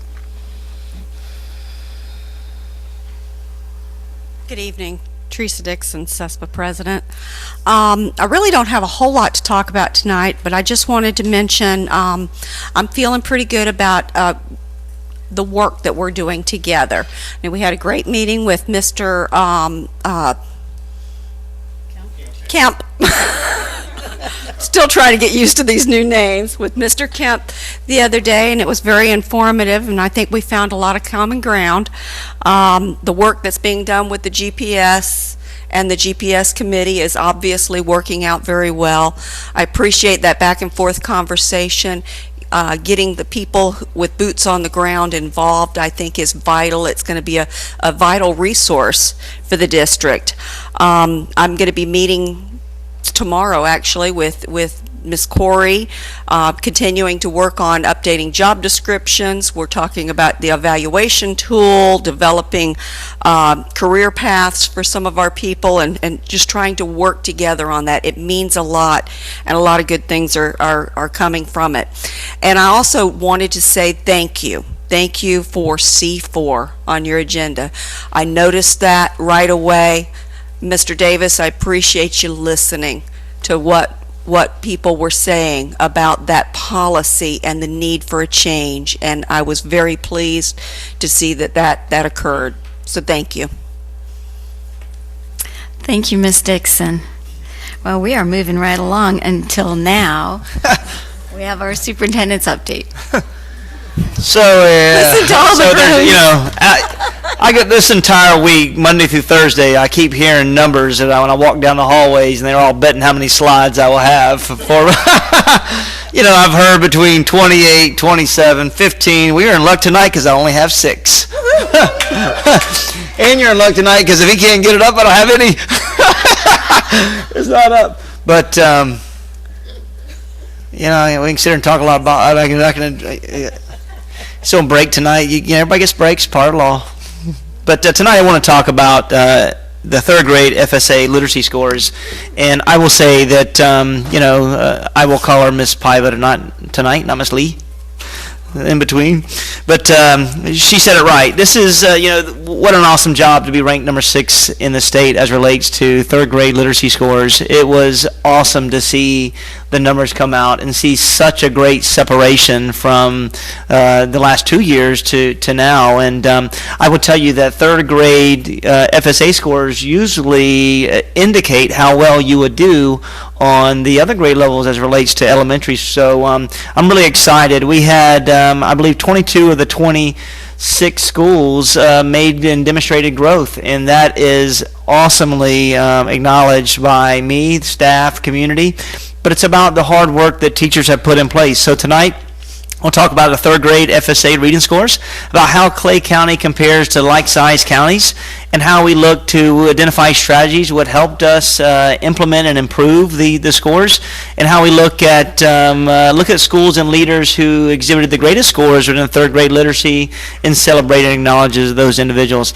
As you can see, this slide tells you where the state was. The state made a overall 4% increase from 2016 to 2017, with a 58% of the student body being proficient and are at grade level. And if you look at Clay County, look at the numbers of the last 3 years. This is great work distributed by our teachers and our students and our community and caregivers as they continue to activate the knowledge of our students. A 7% rate and change of growth is truly remarkable, and that's a number that you will not see as you as you look at analytics of data when we're looking at the state assessment or any other assessment. So this is great work. This means that 7% of, greater percent of our kids will be retained. Will not be retained, and rewind that. A greater percentage of our students will be promoted and not retained, and it just goes to the hard work of our teachers and our leaders. as we do a comparison of our like-sized districts, there's a number of districts that I put before you that are 8 that have some of the same makeups of Clay County. And as you see, I did the last 2 columns are the most important 2 columns. In the next to last was the rank and percentage. We rank 3rd out of the 8 of these like counties, which telling us we're doing fairly well. I will say that the counties that outpaced us are really St. John's, which is number 1 in the state, and Santa Rosa is doing great work, and they are in the top 3 as well. When you look at the number of where we compare with the growth in relation to Clay County 3rd graders to others, we're 2nd out of the 8 that we have identified. And we'll always use these schools and moving forward, and these counties moving forward, in order to do a comparative analysis so that we can really compete about like-sized counties. But this just shows that this is our baseline for now under our work and our leadership, and we'll use that every year to determine our overall growth as it relates to our percentage of students being proficient, as well as our students how well we do in the area of improvements. I would say what strategies led to this. First and foremost, outstanding work by our teachers and our support staff. It is awesome work.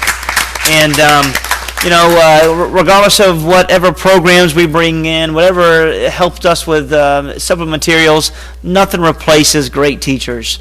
And I will tell you some factors that led to this was the concentration on leveraging curriculum and offering a true intention of how to create small group instruction and work with kids from a standard and remediation standpoint, but also looking at greater focus for walkthroughs with administration to work side by side our teachers to create a better understanding of our curriculum and how they can help teachers problem solve in order to create the best environment for our students.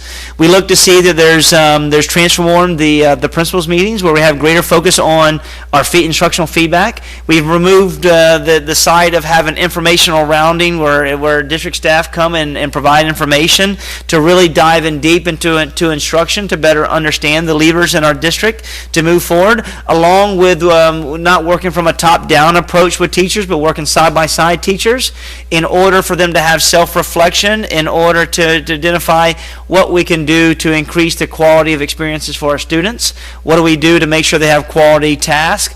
Are they able to speak, listen, write, defend their answers? Are they able to have extensive discourse? And are they able to own the ownership and own the leadership in their class, own the curriculum, demonstrate understanding, and be truly actively engaged? And I think that when we came in, we did a better job with taking district staff and pushing them into schools of need in order to provide supports for job-embedded professional learning and also professional learning as well at aggregate. And then greater accountability coupled with greater support. And I think those two have to have hand-to-hand, because you can't have high expectations without high support. And we've done that and tried to create that in the last 6 months. And then also have a new learning management systems alongside of great PD and new learning management systems. How do you leverage iReady? How do you leverage Achieve 3000? What are you doing to leverage SIPs and any phonics programs we may put in place? And what are we doing we had new initiatives of LLI to come on board to really work on pockets of kids to see this. So all this to say is that great work taking place with our teachers and our leadership. And there's 5 schools that I want to recognize for having the greatest change. And these are Ridgeview with a 24-point increase, which is unbelievable. That's right, we can give it. Unbelievable. We have Montclair with a 20-point increase, Orange Park Elementary School with a 15% increase, Tynes Elementary School with a 14% increase, and McCray Elementary School with a 13% increase. Congratulations and job well done. So really excited. We should see in the next week and a half all of the remainder of our assessments, body of assessments, and how well we did. So excited to see those numbers and excited to work alongside our teachers and leadership in order to continue to create a clear pathway for us to accelerate student achievement and move forward to better support teachers. I would be remiss if I did not acknowledge the hard work today that I witnessed at the fairgrounds. I was able to go to the Robotics Rumble, and I can tell you, it was so amazing to see our kids truly compete, and they call it battle. So, really a great opportunity to see our kids be involved in that process. And many thanks to the GE volunteers for being actively engaged in that process as well. So hats off for those who attended, and hats off for those who competed today, and the parents who provided that. And every month I do a Champion of Change.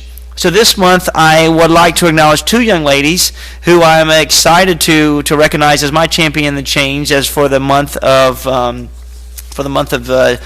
June. I know I'm trying to spit it out. It's June. I'm like, what is it? July, month of June. Both of these individuals are really are being recognized for going over and beyond their call of duty and their daily responsibilities to assist the district with additional tasks during the last 3 months. The first person I'd like to acknowledge is Mrs. Sheila Gann. And for her hard work, I would first recognize Ms. Sheila Gann as she's currently our coordinator of health benefits. She is so dedicated in working with planning to attend tonight. We thank her for attending tonight, and she had other functions, but she worked so hard with meeting and talk about the insurance in case of the board or any questions. But right now, I want to recognize and thank her for her hard work and dedication for helping us work for initiate and launch our first district showcase. Drawing on her years of experience with organizing the district's health fair, Ms. Gann has really helped make this showcase a huge success.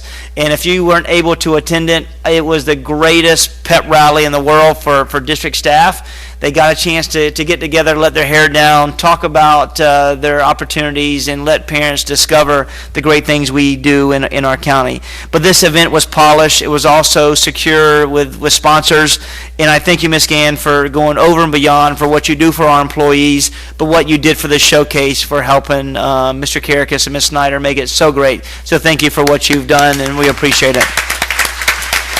The other individual I'd like to recognize is one of our social workers. This is Miss Kathy Hill. She is based in the Keystone Heights area, and she works with some of our most at-risk students and families to address issues inside and outside of our classroom.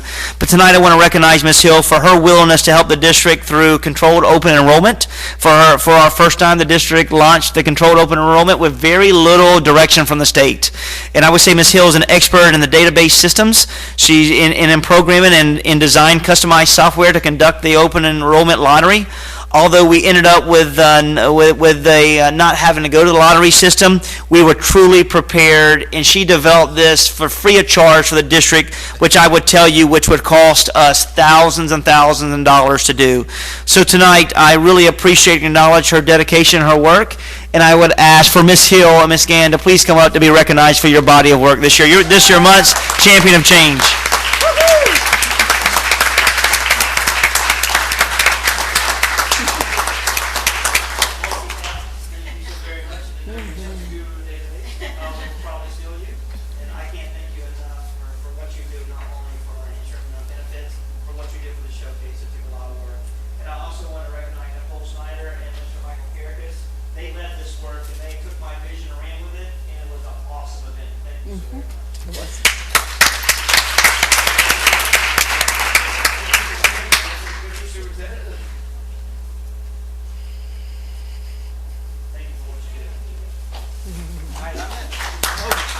Well, thank you, Mr. Superintendent. Very good. And congratulations to Ms. Gann and Ms. Hill. Thank you for what you do for Clay County.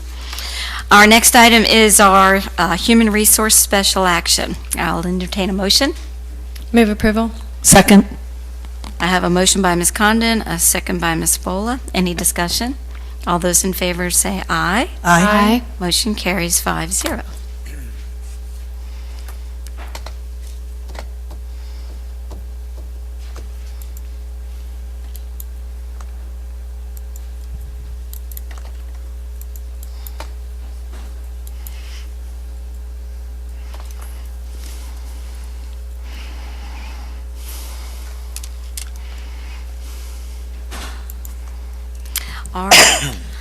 Our next item is our personnel consent agenda, and I pulled this due to the fact that this vote involves a family member. Out of an abundance of caution and in the interest of transparency, I will be abstaining from this vote and filing the appropriate form. So at this time, I'll entertain a motion with the change. There's one change. Yes, Madam Chair, on page 10, a clerical error, Terrence Connor, Chief of Secondary Education, the words PSC as a teacher should not be on there, and so please omit that. All right, so I'll entertain a motion with the appropriate changes. Move approval. Second. A motion by Mrs. Studdard, a second by Mrs. Bola. Any discussion? All those in favor say aye. Aye. Motion carries 4-0. I'm sorry. I'm sorry? I don't know that I verbalized my vote, but I was saying aye. I just didn't really. All right. Motion carries 4-0. Our next item, sorry, wait a minute. Ms. Bush, I'm sorry, I didn't mean to move so quick.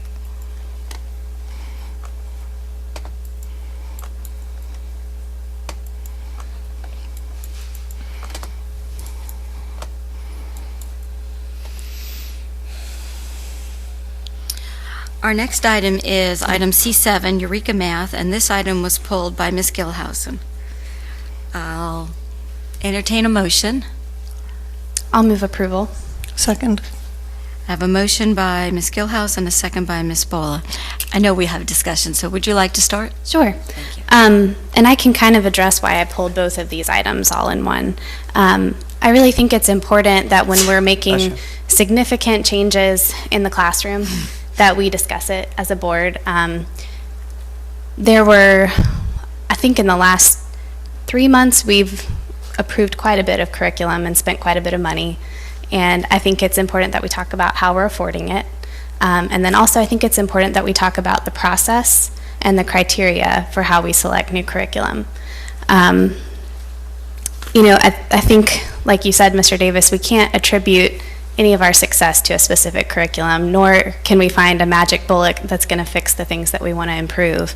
It's all based on excellence in instruction. But we want to give our teachers the best tools possible. So I guess I'll just ask my questions, and if you want to address them or if we want to discuss it as a board. So what was the process for the selection of Eureka Math specifically? So through the chair, and I want to say this: Eureka Math is not being an adoption of text and materials. It is only being brought to as a supplemental materials and additional tools for Tier 1, Tier 2, and Tier 3 assistance in the classroom. We know that Eureka Math truly aligns with Intel Math trainings, which pushes our teachers and students to have a better conceptual understanding of the mathematical practices, and has a true coherence and combination of that body of work in math. We know that Eureka Math is really aligned, the most aligned to Florida standards right now as it relates to additional materials that we seek to do and put in place for curriculum. As it relates to the process of selection, this is only, we introduced this to staff, to teachers. We allowed teachers and leaders to review and vet this process. In no way, shape, or form did we ask them to take on this part of this initiative at scale and at aggregate. We had teachers and leaders who believed in it, and initially we thought that we would bring and look to adopt this material for moving forward for 17-18, but we thought it's a better place for it to be a supplementary material to better assist what we have, was a combination of mathematical curricula as it relates to Go Mathematics and Carnegie Learning, and also some standard-based linked resources in our classrooms. So I will say that in this process we've had teachers review it. We've had teachers interact with it. We've had teachers say they want to be involved in this process. We've had teachers say they don't want to be involved in this process. Leaders have looked at it. Leaders have unpacked it. Leaders have decided that they want to implement it, not at scale, but in certain grade levels and maybe at all grade levels with the buy-in from teachers. And I can tell you we are not in any way, shape, or form pushing this into all of our schools, because from a whole-scale Tier 1 approach, because we want teachers to better understand what they're doing, and we want teachers to really own the process of using this curriculum.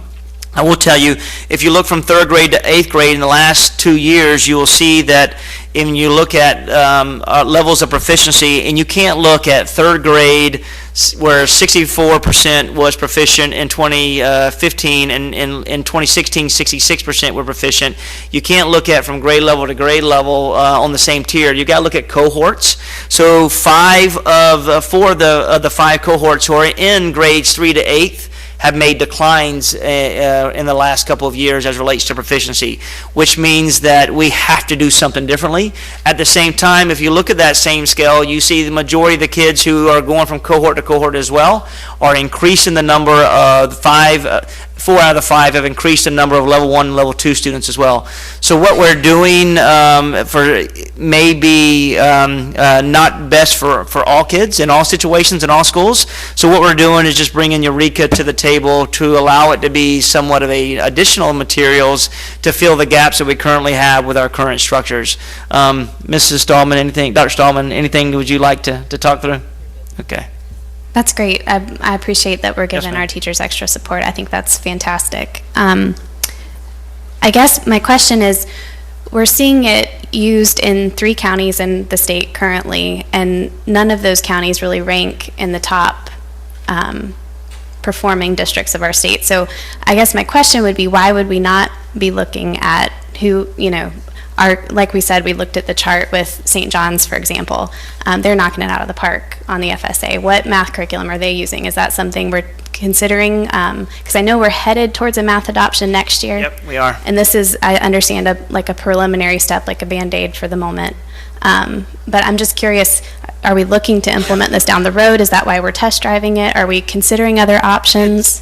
It's a possibility. I mean, if we see, I will tell you, the county one of the counties, actually 2 of the counties, we see that there's pockets of growth. We see that one county, every single grade level went up in 1 year, and that's truly attractive. My understanding is that St. John's uses GoMath as well, and but we're using it as well, so I can see if there's any pockets that they're doing differently. I truly believe that, and I say this respectfully, it's just a different subset of kid. And to be honest with you, we have a more diverse population in Clay County, and even though we aspire to be like them in the top, being the top tier, top school district in the state, we got to think about what we can do differently. And this is just an opportunity. This is not us, trying to say that this will be our initiative and what we implement for 18-19. But I will tell you, if this brings immediate results and teachers like it, we definitely can draw it at scale. We want to duplicate initiatives that continue to show increase in a staircase approach to improving student achievement. So I will tell you, if we implement it and we see it any way, shape, or form that we don't see results, we will punt. We will go back to the table. We will engage teachers. We will engage districts across the state in order to identify what would be the best curriculum and moving forward. So for me personally, even though I believe I've had positive experiences with Eureka Math, it is truly a complex math curriculum. We will have to do a great job with professional development to teachers. We will have to do an extraordinary job with professional development to parents, because it will create angst. So when we talk about having homework hotlines, or we talk about uploading modules for parents, that will have to happen in order to create that wraparound support system. Great. That was kind of the basis of my questioning, and as we move forward, I'm sure there'll be more curriculum opportunities for us to look into. Absolutely. And when we do that in the future, I'd love to see maybe like the list of criteria that you are looking for when you're looking at new curriculum, the process, are there committees being formed, who's being talked to develop the ideas for curriculum? And then, of course, if we have any data to support how it's been successful in other counties. I'm looking at some private schools, some charter schools, because we know that's our competition. And a lot of them are leaning towards like Singapore math, for example. And everybody talks about Singapore's scores internationally, how they're so high in math. So I just want to make sure that what we're looking at is truly excellence. I know the FSA is important, and we need standards-based curriculum. However, I think we can do better than that. Yep. And I will tell you, this may be one of the first times that we highly engage teachers and had them there at the same table problem solving with us. That hasn't been past practice. So it's been a long time. Yeah. So this is all new, and teachers are excited to be a part of that process. And we will lend our ear to them, and we will work side by side. I said this openly. Addison Davis and our leadership team will not drive initiatives on top of schools, but we will work side by side our teachers in order to select the best practices that we can. Great. I'm ready to vote if you guys have any. I just want to say something. I was impressed when you told us that you had reached out to the teachers and gotten input from them, and apparently they're very happy and they like it. Ms. Paiva told us at our agenda workshop that, this is a good program, and Ms. Bola, you had positive things to say about it too, so I'm looking forward to seeing how well it works. Yes, ma'am. And thank you for reaching out and working with our teachers, because they're the ones that have to implement it. Yes, ma'am. They're the front line that have to teach it and have to do it.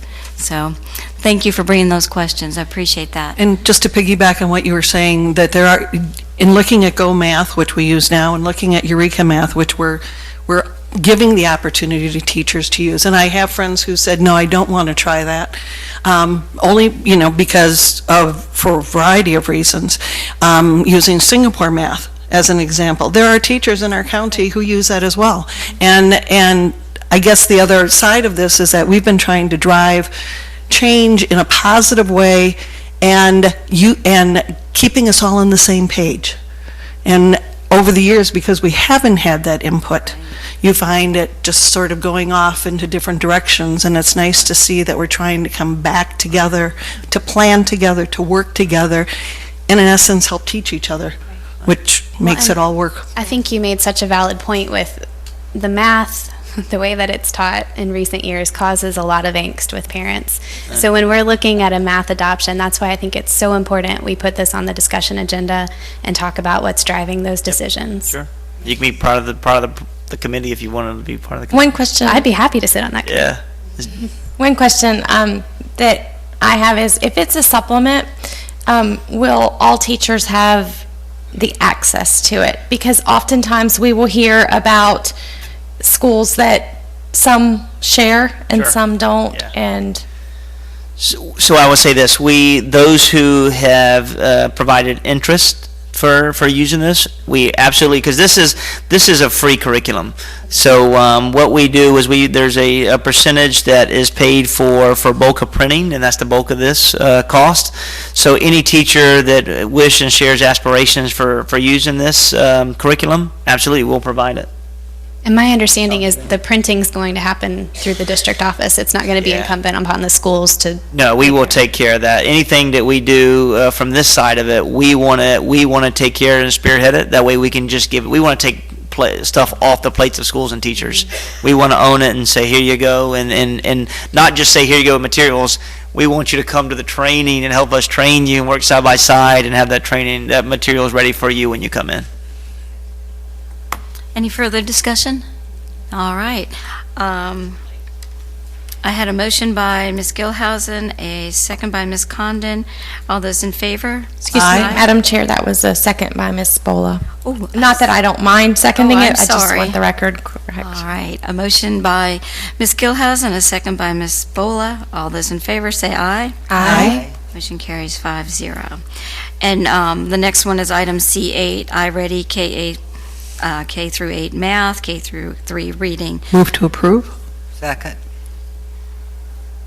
All right, any discussion, or Ms. Gilhousen, did he? I had a couple of specific questions relating to this, and part of my concern is I want to ensure that we are maintaining teacher autonomy in the classroom, that if there are teachers who feel like this is encroaching on their instructional time, how are we going to manage that from the district perspective? Yeah, at the end of the day, this is only going to be a tool to help and assist teachers. When we talk about students, this is all about blended learning. So kids have the opportunity through iReady to be exposed to a diagnostic assessment beginning of this window of iReady. And after they take the diagnostic, it really gives a kid, it builds a plan to help a kid scaffold instruction, not only to reach grade level expectations, but also to accelerate expectations. So this is not only a remediation tool, but this is also an enrichment tool for kids. So this is a perfect opportunity. We talk about teachers and supporting them with differentiated instruction. This tool is going to allow them to have that. This is also going to allow students to work before, during, after school, or at home on a academic platform that's going to help them be successful. If we have to work to include it in our frameworks to help teachers see how this will be implemented, and but I will tell you this: you talk about teachers, I guess indirectly, time. Time is our enemy. And we talk about defending our time. We are already right now, compared to other surrounding districts, we are 18 minutes. We have 18 less minutes of our school days than others.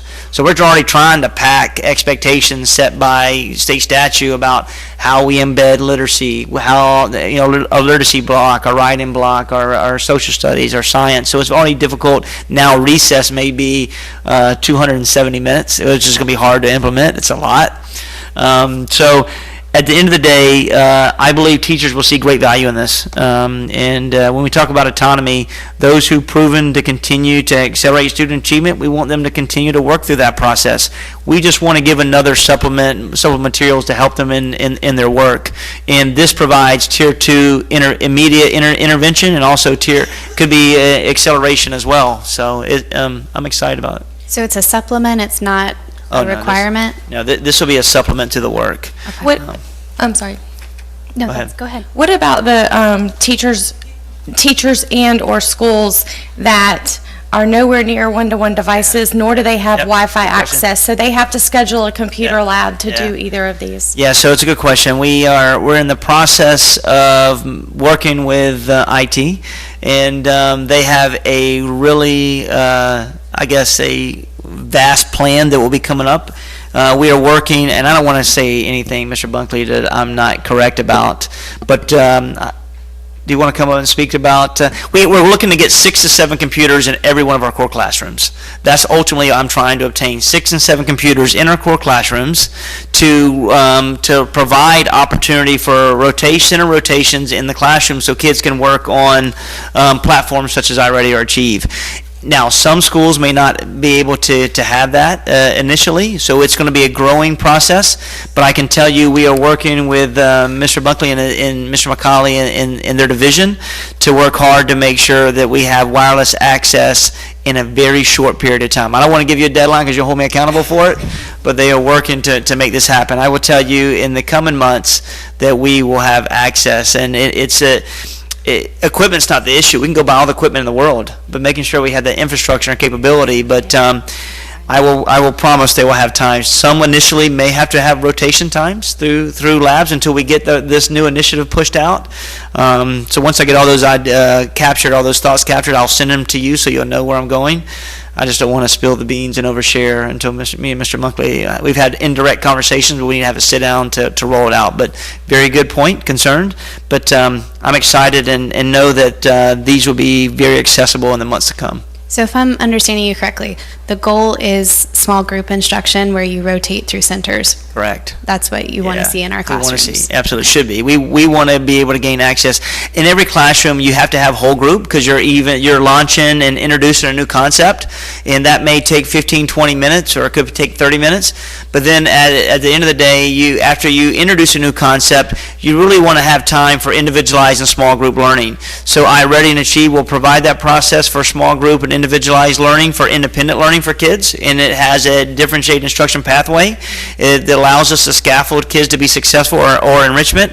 But then you can have independent learning where kids are on an independent task that you assign aligned to either their needs or the standard, and then you need to have a small group you're working with kids to help them be successful. So you want to have rotations in a classroom, and some of our teachers are doing great. I would tell you, if you haven't been to PO, it is some of the best small group work that's taken place in our district to date.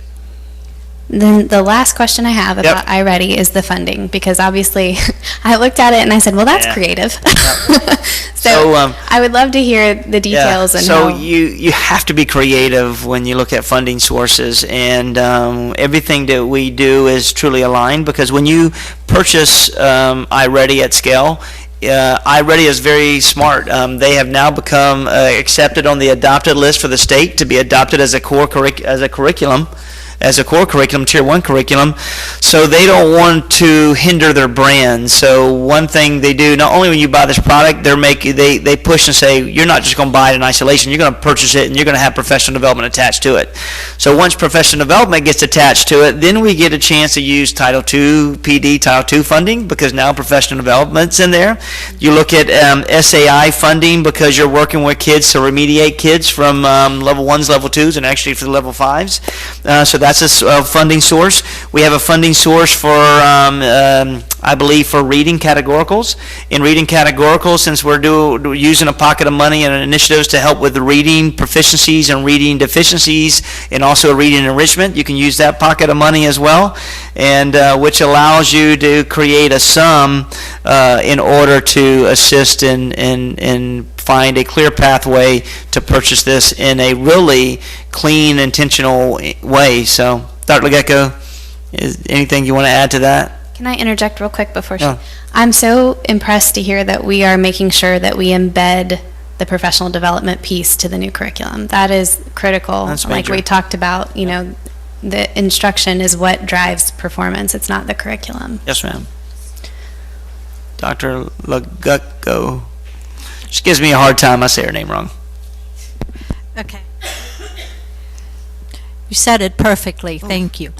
No, but the instructional material funds that are received, we will receive about I believe it was about $3 million each year. And those dollars are dedicated specifically for these types of purchases. Okay. And again, a lot of thought went into how we were going to use the funds for next year to support this endeavor. So with that, I end. All right. And one last thing I want to say is I've heard wonderful things about the Lucy program that they're Lucy using Calkins. In the elementary schools. Yes, ma'am. And I would say to all of our constituents, all of our teachers, our board has played an active role of looking and vetting all of our curriculi. And the questions they ask up here they should be. They are making Addison Davis and our teachers defend what we are doing, how we are doing it, what the implementation is, what the funding source is, how does it relate to our strategic plan. And I'm appreciative, so thank you. Any further discussion? All right. I had a motion by Ms. Bola, a second by Ms. Studdard. No further discussion. All those in favor say aye. Aye. Motion carries 5-0. Our next item, and this was pulled just before the board meeting because Dr. Legutko was able to renegotiate our, just one moment, our expenses with our third party, Johns Eastern. So that was really great. She's going to give us the new number so we'll know what the motion should be and how we should approve it. But it's C16 renewal of third-party adjusters, Johns Eastern. So do we want to just have the motion to include the addendum? And you want to just explain to us what it is? Yes, ma'am. Okay, the item that's actually listed on the agenda has some revisions, so I will go through each revision so you'll know those changes. As you're looking at the attachment, I would say item Item A remains the same. Let me just summarize. It's a 3-year agreement with our third-party adjusters, Johns Eastern. They handle our workers' comp claims, our liability claims, those types of services. With that, of course, there were changes to the cost of each year. The item A remains the same for the claims handling for $76,289. Item B, the change is instead of it being, I believe it was $20,000, they have agreed to put it back to the prior year's cost of $11,000. Okay, I'm sorry. From the $20,968 to $11,362. Change 3, item C, the amount remains the same, $76,289. Item D, it goes to $11,362. That is handling our liability and property claims. Item E, it does have a slight increase of $80,935, and that was the original amount proposed. And item F, it goes back to $11,703. So ultimately, the change is really no increase for year 1, 17-18, year 2, no increase, and year 3, slight increase of $9,897. Sorry, $9,897. That's great. Thank you very much. I move we approve the renewal of the district's third-party adjusters with the addendum. All right. Do I have a second? Second. I have a motion by Ms. Condon, a second by Ms. Bola. Any further discussion? All those in favor, say aye. Aye. Motion carries 5-0.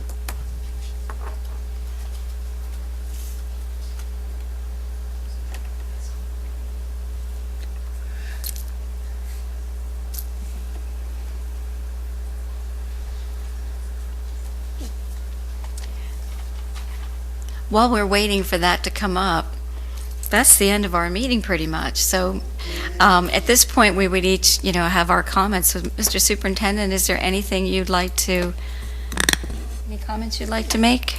No, I would just want to thank everyone. We're coming to a close of a school year. Thank everyone who has worked so hard to support our school system, to support our students, our teachers, our support staff, our leaders. And I look forward to providing ongoing professional development this summer to all who would love to be engaged in that process. It is online, so please check it out. We have staff that will be ready to work, and we look forward to launching some new initiatives for 17-18. On top of that, I wish everyone a safe graduation tomorrow night, and I will be attending Orange Park, and we look forward to a dry night for my first attending graduation. So I'm excited to go. All right, thank you. Before we get into board member comments, I don't know if everybody got the email, but I got an email from Florida School Board Association that we need to choose our legislative delegate and send it to them before July 1. So I've done it several times. Mrs. Studdard's done it. Would you like to continue to stay on? Sure. Ms. Bola, would you like to be the alternate? I would be happy to be. All right. Let's do that. If Ms. That Gilhousen, are you good with that? All right, so I will send that off that you're going to remain and that Ms. Bola will be the alternate. Perfect. All right, so Ms. Gilhousen, would you like to start? Sure. I have to say one more thing that I loved about iReady is the at-home access. I think that is so key to getting parents engaged and helping them to see what's going on in the classroom every day. So kudos on that. And on that note, I was just curious, Achieve 3000, did we ever figure out a way for parents to access that at home? Yeah, I think we've worked with Focus, and I think it's going to be easily accessibly uploaded. Great. Yep, so all of it. Okay. That was all the questions I had, and I too want to wish everyone a safe and happy graduation. I'm looking forward to being at Fleming Island High School for the first time, and hoping for no rain as well. So. Ms. Bola? I have a couple of things, sorry. Okay. Mr. Davis. Oh. Yep, you. You sent out a memorandum this past week with the changes to be made for some of our Clay County schools. And in it you said, quote, "As an educational leader, an important factor to improve student achievement is hiring the most effective principals to lead our schools. After reviewing many measures, data points, and determining the overall needs of our district, the leaders listed below were selected." And there are 2 points that I'd like to offer. Sure. Number one, I understand that you listened to your principals and you made many of the decisions based on their personal choice and also based on retirements. However, you also moved some principals that had contributed years to our county. And as we have said in many meetings before, Clay County is family. When people are moved, it affects all of us in many different ways. Sorry. Personnel decisions are yours, and I ask that in the future you bring those that may be moved to the table early on to discuss their strengths and weaknesses and help them to determine their best course of action. Sorry, had to get that off my chest. Number 2, our county is incredibly diverse, and it is becoming more and more diverse. Our student population is changing. We are welcoming students from other counties, and the diversity of this county is amazing. I encourage you to seek candidates for positions in Clay County schools that are indeed qualified, first and foremost qualified, but also represent the population of the students with whom they will be working. And I can't encourage you to do that more than we will need so in the future. Yes, ma'am. Any comments? Yes, ma'am. And Okay. to the chair, Ms. Bola, I respect it 100% and appreciate it. Decisions aren't always easy, and trust me, I'm as empathetic as everyone in this room. It may not look like, because I'm really intense and really focused, but I will tell you that next year is a whole different process as relates to the evaluation process. Good. I will be engaged for the entire year, so that brings up different support systems and different mechanisms. And I would tell you that any leader that we believe that may not be implementing best practices will know immediately upon identification. And there will be a support mechanism in place. This is hence the reason that we have new leaders to oversee and direct and work side by side our principals. So we will have, there will be no surprises, I would say, if that's a word that may be used, if has been used. Me coming in for 6 months, the reason I extended this decision so late is so I can get to know every leader as well as I can, along with my staff, in order to triangulate that information to make sound decisions. It doesn't negate the fact that I respect the work that every one of the principals who are principals in 16-17 have done for their staff. I think they've done remarkable work, because this work's not easy. But I will tell you that any chance that I believe that I can move individuals in positions that I believe that can move a school in a different direction, in a positive direction, on multiple facets and not just academic data, I will take those steps in order to better. In the second phase, I agree wholeheartedly.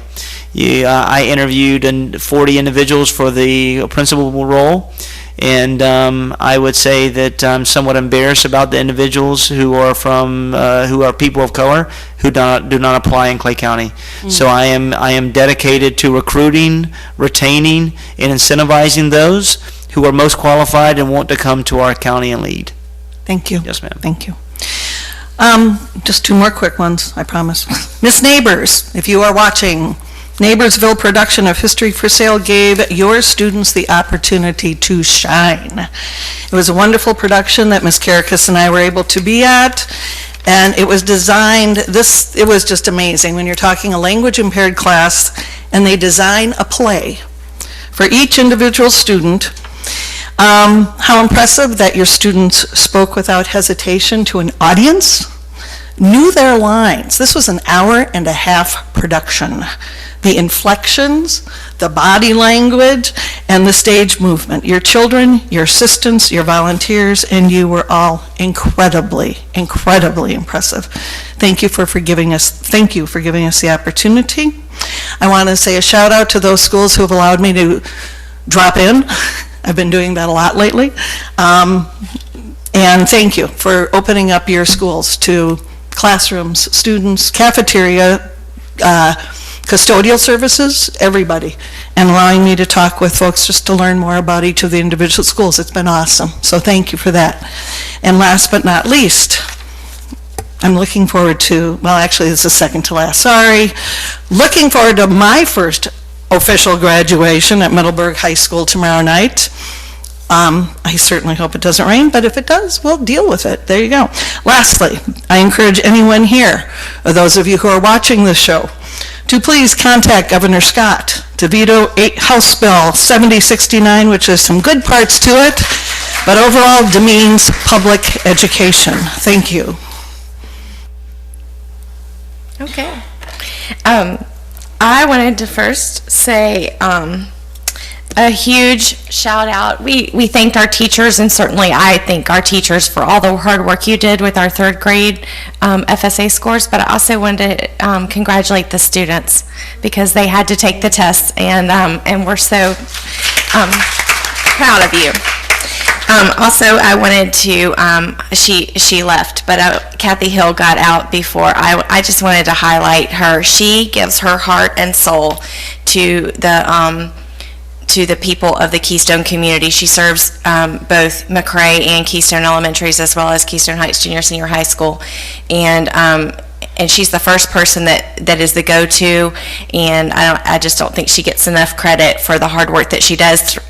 2 or 3 years ago, she was the high school's Teacher of the Year, which is voted on by her peers at that school, and I think everyone would agree that Kathy does a great job, but she's just a really super lady, so if you get to spend some time with her, she is really interesting to get to know, and we're really proud of the money that she saved as well on that program. I was able to attend Kathy Lawrence had spoken about it at our last meeting on May 16th, and inadvertently it appears that I was the only one who got the email invitation, and so that's why the rest didn't have it on their calendar.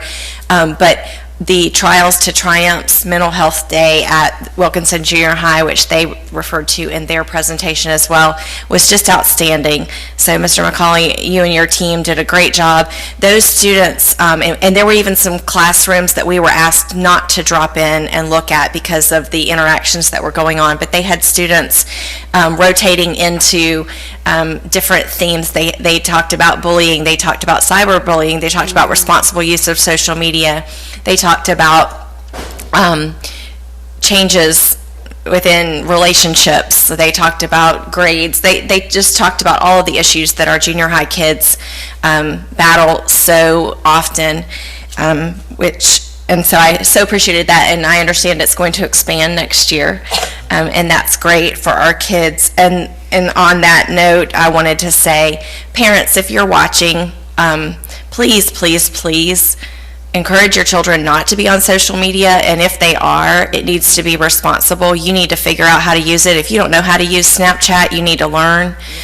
We don't get a discipline case today that just about doesn't have social media attached to it, and we see them at the very end, but I'm sure our schools on a daily basis, our teachers battle this, our kids don't know how to use these programs properly, and they're targeted for these kids. And I just heard a story yesterday about some teenagers who had done something they shouldn't have done, and it had been videoed, and it was being passed around to other students, and they don't realize that that never goes away. People viewed it in states that they don't know, so when they go to apply for a job and somebody Googles their name, that can pop up, and our kids aren't equipped to make those kinds of decisions at these ages. And I know I'm preaching to the choir there, but please, parents, educate yourselves.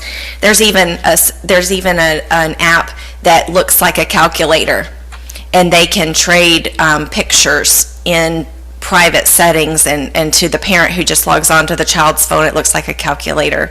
So please educate yourself. And I wanted to say congratulations to all of our graduates for tomorrow night, and to the rest of our students and teachers and employees. Have a great, happy, and safe summer, and we'll see you back in August. Mrs. Studdard, I don't know if there's much left for you to say, but By the time it gets to me, I have to really be creative here. I know one thing you're going to talk about. What?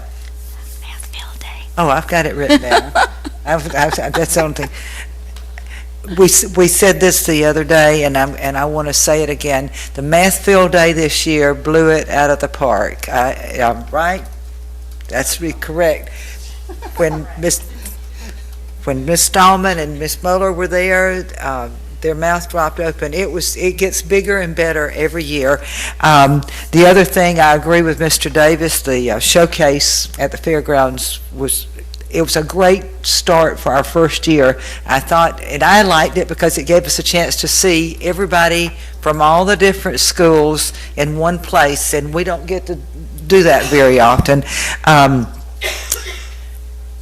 I'll be going to Oakleaf High School tomorrow night for the first time at Oakleaf. And then in a couple weeks, we have the Florida School Board Association Conference in Tampa, and I think most of us are going to that. And I do hope that the governor will use his veto power and act in a responsible manner, and I don't know what else we can do except just hope and pray. And, we've thanked the teachers and thanked the students, but, this is a wheel with the cog in it. We got to thank the support personnel too. Y'all are part of what makes this roll smoothly.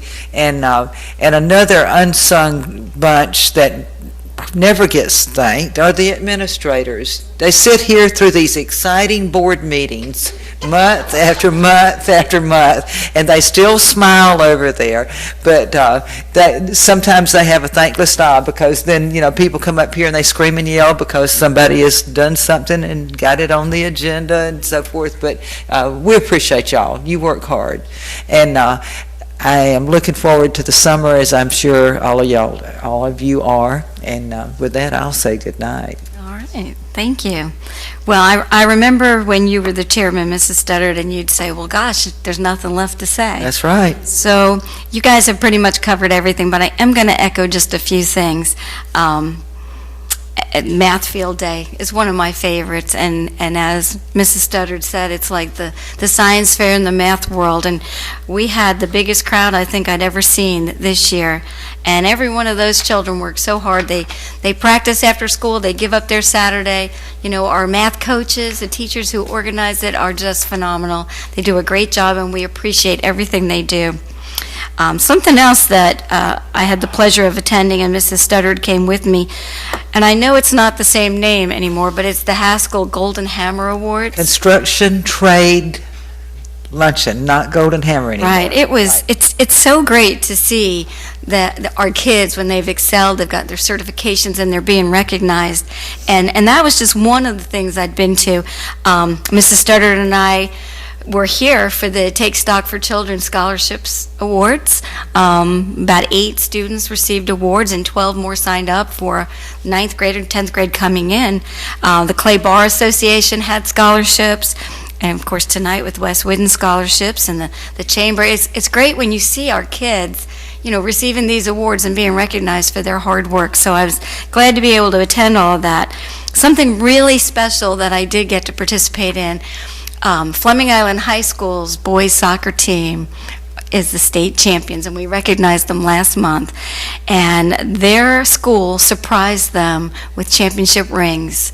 And I was invited to go out when they received them. And in addition to that, one of their wrestlers is a state champion, and 4 of their swimmers. So they had a great ceremony, and the superintendent and I were invited to come out. And it's very impressive. So congratulations to those students and their fabulous work that they did. I was just so impressed. I have to touch on Miss Neighbors, and Mary, you summed it up perfectly. These students, I want to say there were 8 or 9 in the production. They were amazing. They memorized their lines. They had no problems with it. Their inflection, the movement around the stage, they were funny, they were humorous, they were serious. It was really a pleasure to go to. And for Miss Neighbors and her volunteers who did all the set design and all the work, it was as good as what I've seen at some high school productions. It was really, really wonderful. She should be very proud, and I enjoyed it. And again, being out around our kids, as Mrs. Studdard says, sometimes you just need a dose of children to pick you up. And I'm quoting you an awful lot, aren't I? I've been around so long, I'm in the history books now. I have just a little bit more left on my list. I've got one more thing, too. Okay. I have to talk about the school showcase that Ms. Snyder and Michael Karakis put on. She'll again help them. And although we didn't have a huge amount of the public that came out in the community, I was so impressed with every one of our schools. They did a fabulous job. And as you said, Mr. Davis, it was like a great pep rally. It was such a fun day. I know, several of us were all out there that day, and I think we all really enjoyed ourselves. And it was just a great atmosphere to walk around and really just get to talk to our principals. And Wilkinson did bring their therapy dog, and said next year we're bringing Max, our dog. Oh, no. Oh, no, all right, not really. Max. Anyway, congratulations to Nicole Snyder and Michael Karakis for a job well done. It was our first ever, but I expect it to really grow in the coming years. Next on my list was our third grade reading scores, and although everybody's touched on it, I just have to congratulate our teachers, our administrators, and all our staff for the hard work, because I know everybody had a part in that. And I'm looking forward to next year with all the new curriculums that are coming in. I know we're going to move up even higher on those scores. And I guess the last thing, which you guys have already talked about, is House Bill 7069 and the budget. I know the budget has been given to the governor, but the House bill has not yet. I'd encourage everybody to reach out to the governor. They're keeping track. The superintendent has sent 2 letters. I've sent 2 letters. I know the rest of our board has reached out, but I would encourage everybody to reach out and ask him to veto that bill and to fund public education and to protect our schools. So I will be at Clay High tomorrow night, and I wish everybody a safe and happy summer. So thank you. Let me brag on somebody before you adjourn. Virginia Morrison has been sitting out there in the audience as a very quiet, obedient with her mom, Catherine, and she was here with the community outreach group. But I want you to know, you were talking about students getting awards. She got her, came to Orange Park Rotary. She got her $1,000 scholarship as the unsung Raider for Orange Park High School. So I wanted to recognize you. You've been very patient sitting there all night. I figured you'd dart out the door in a little while after y'all were recognized. No, Mom wouldn't let you. All right, anything else? With that, we're adjourned. Thank you.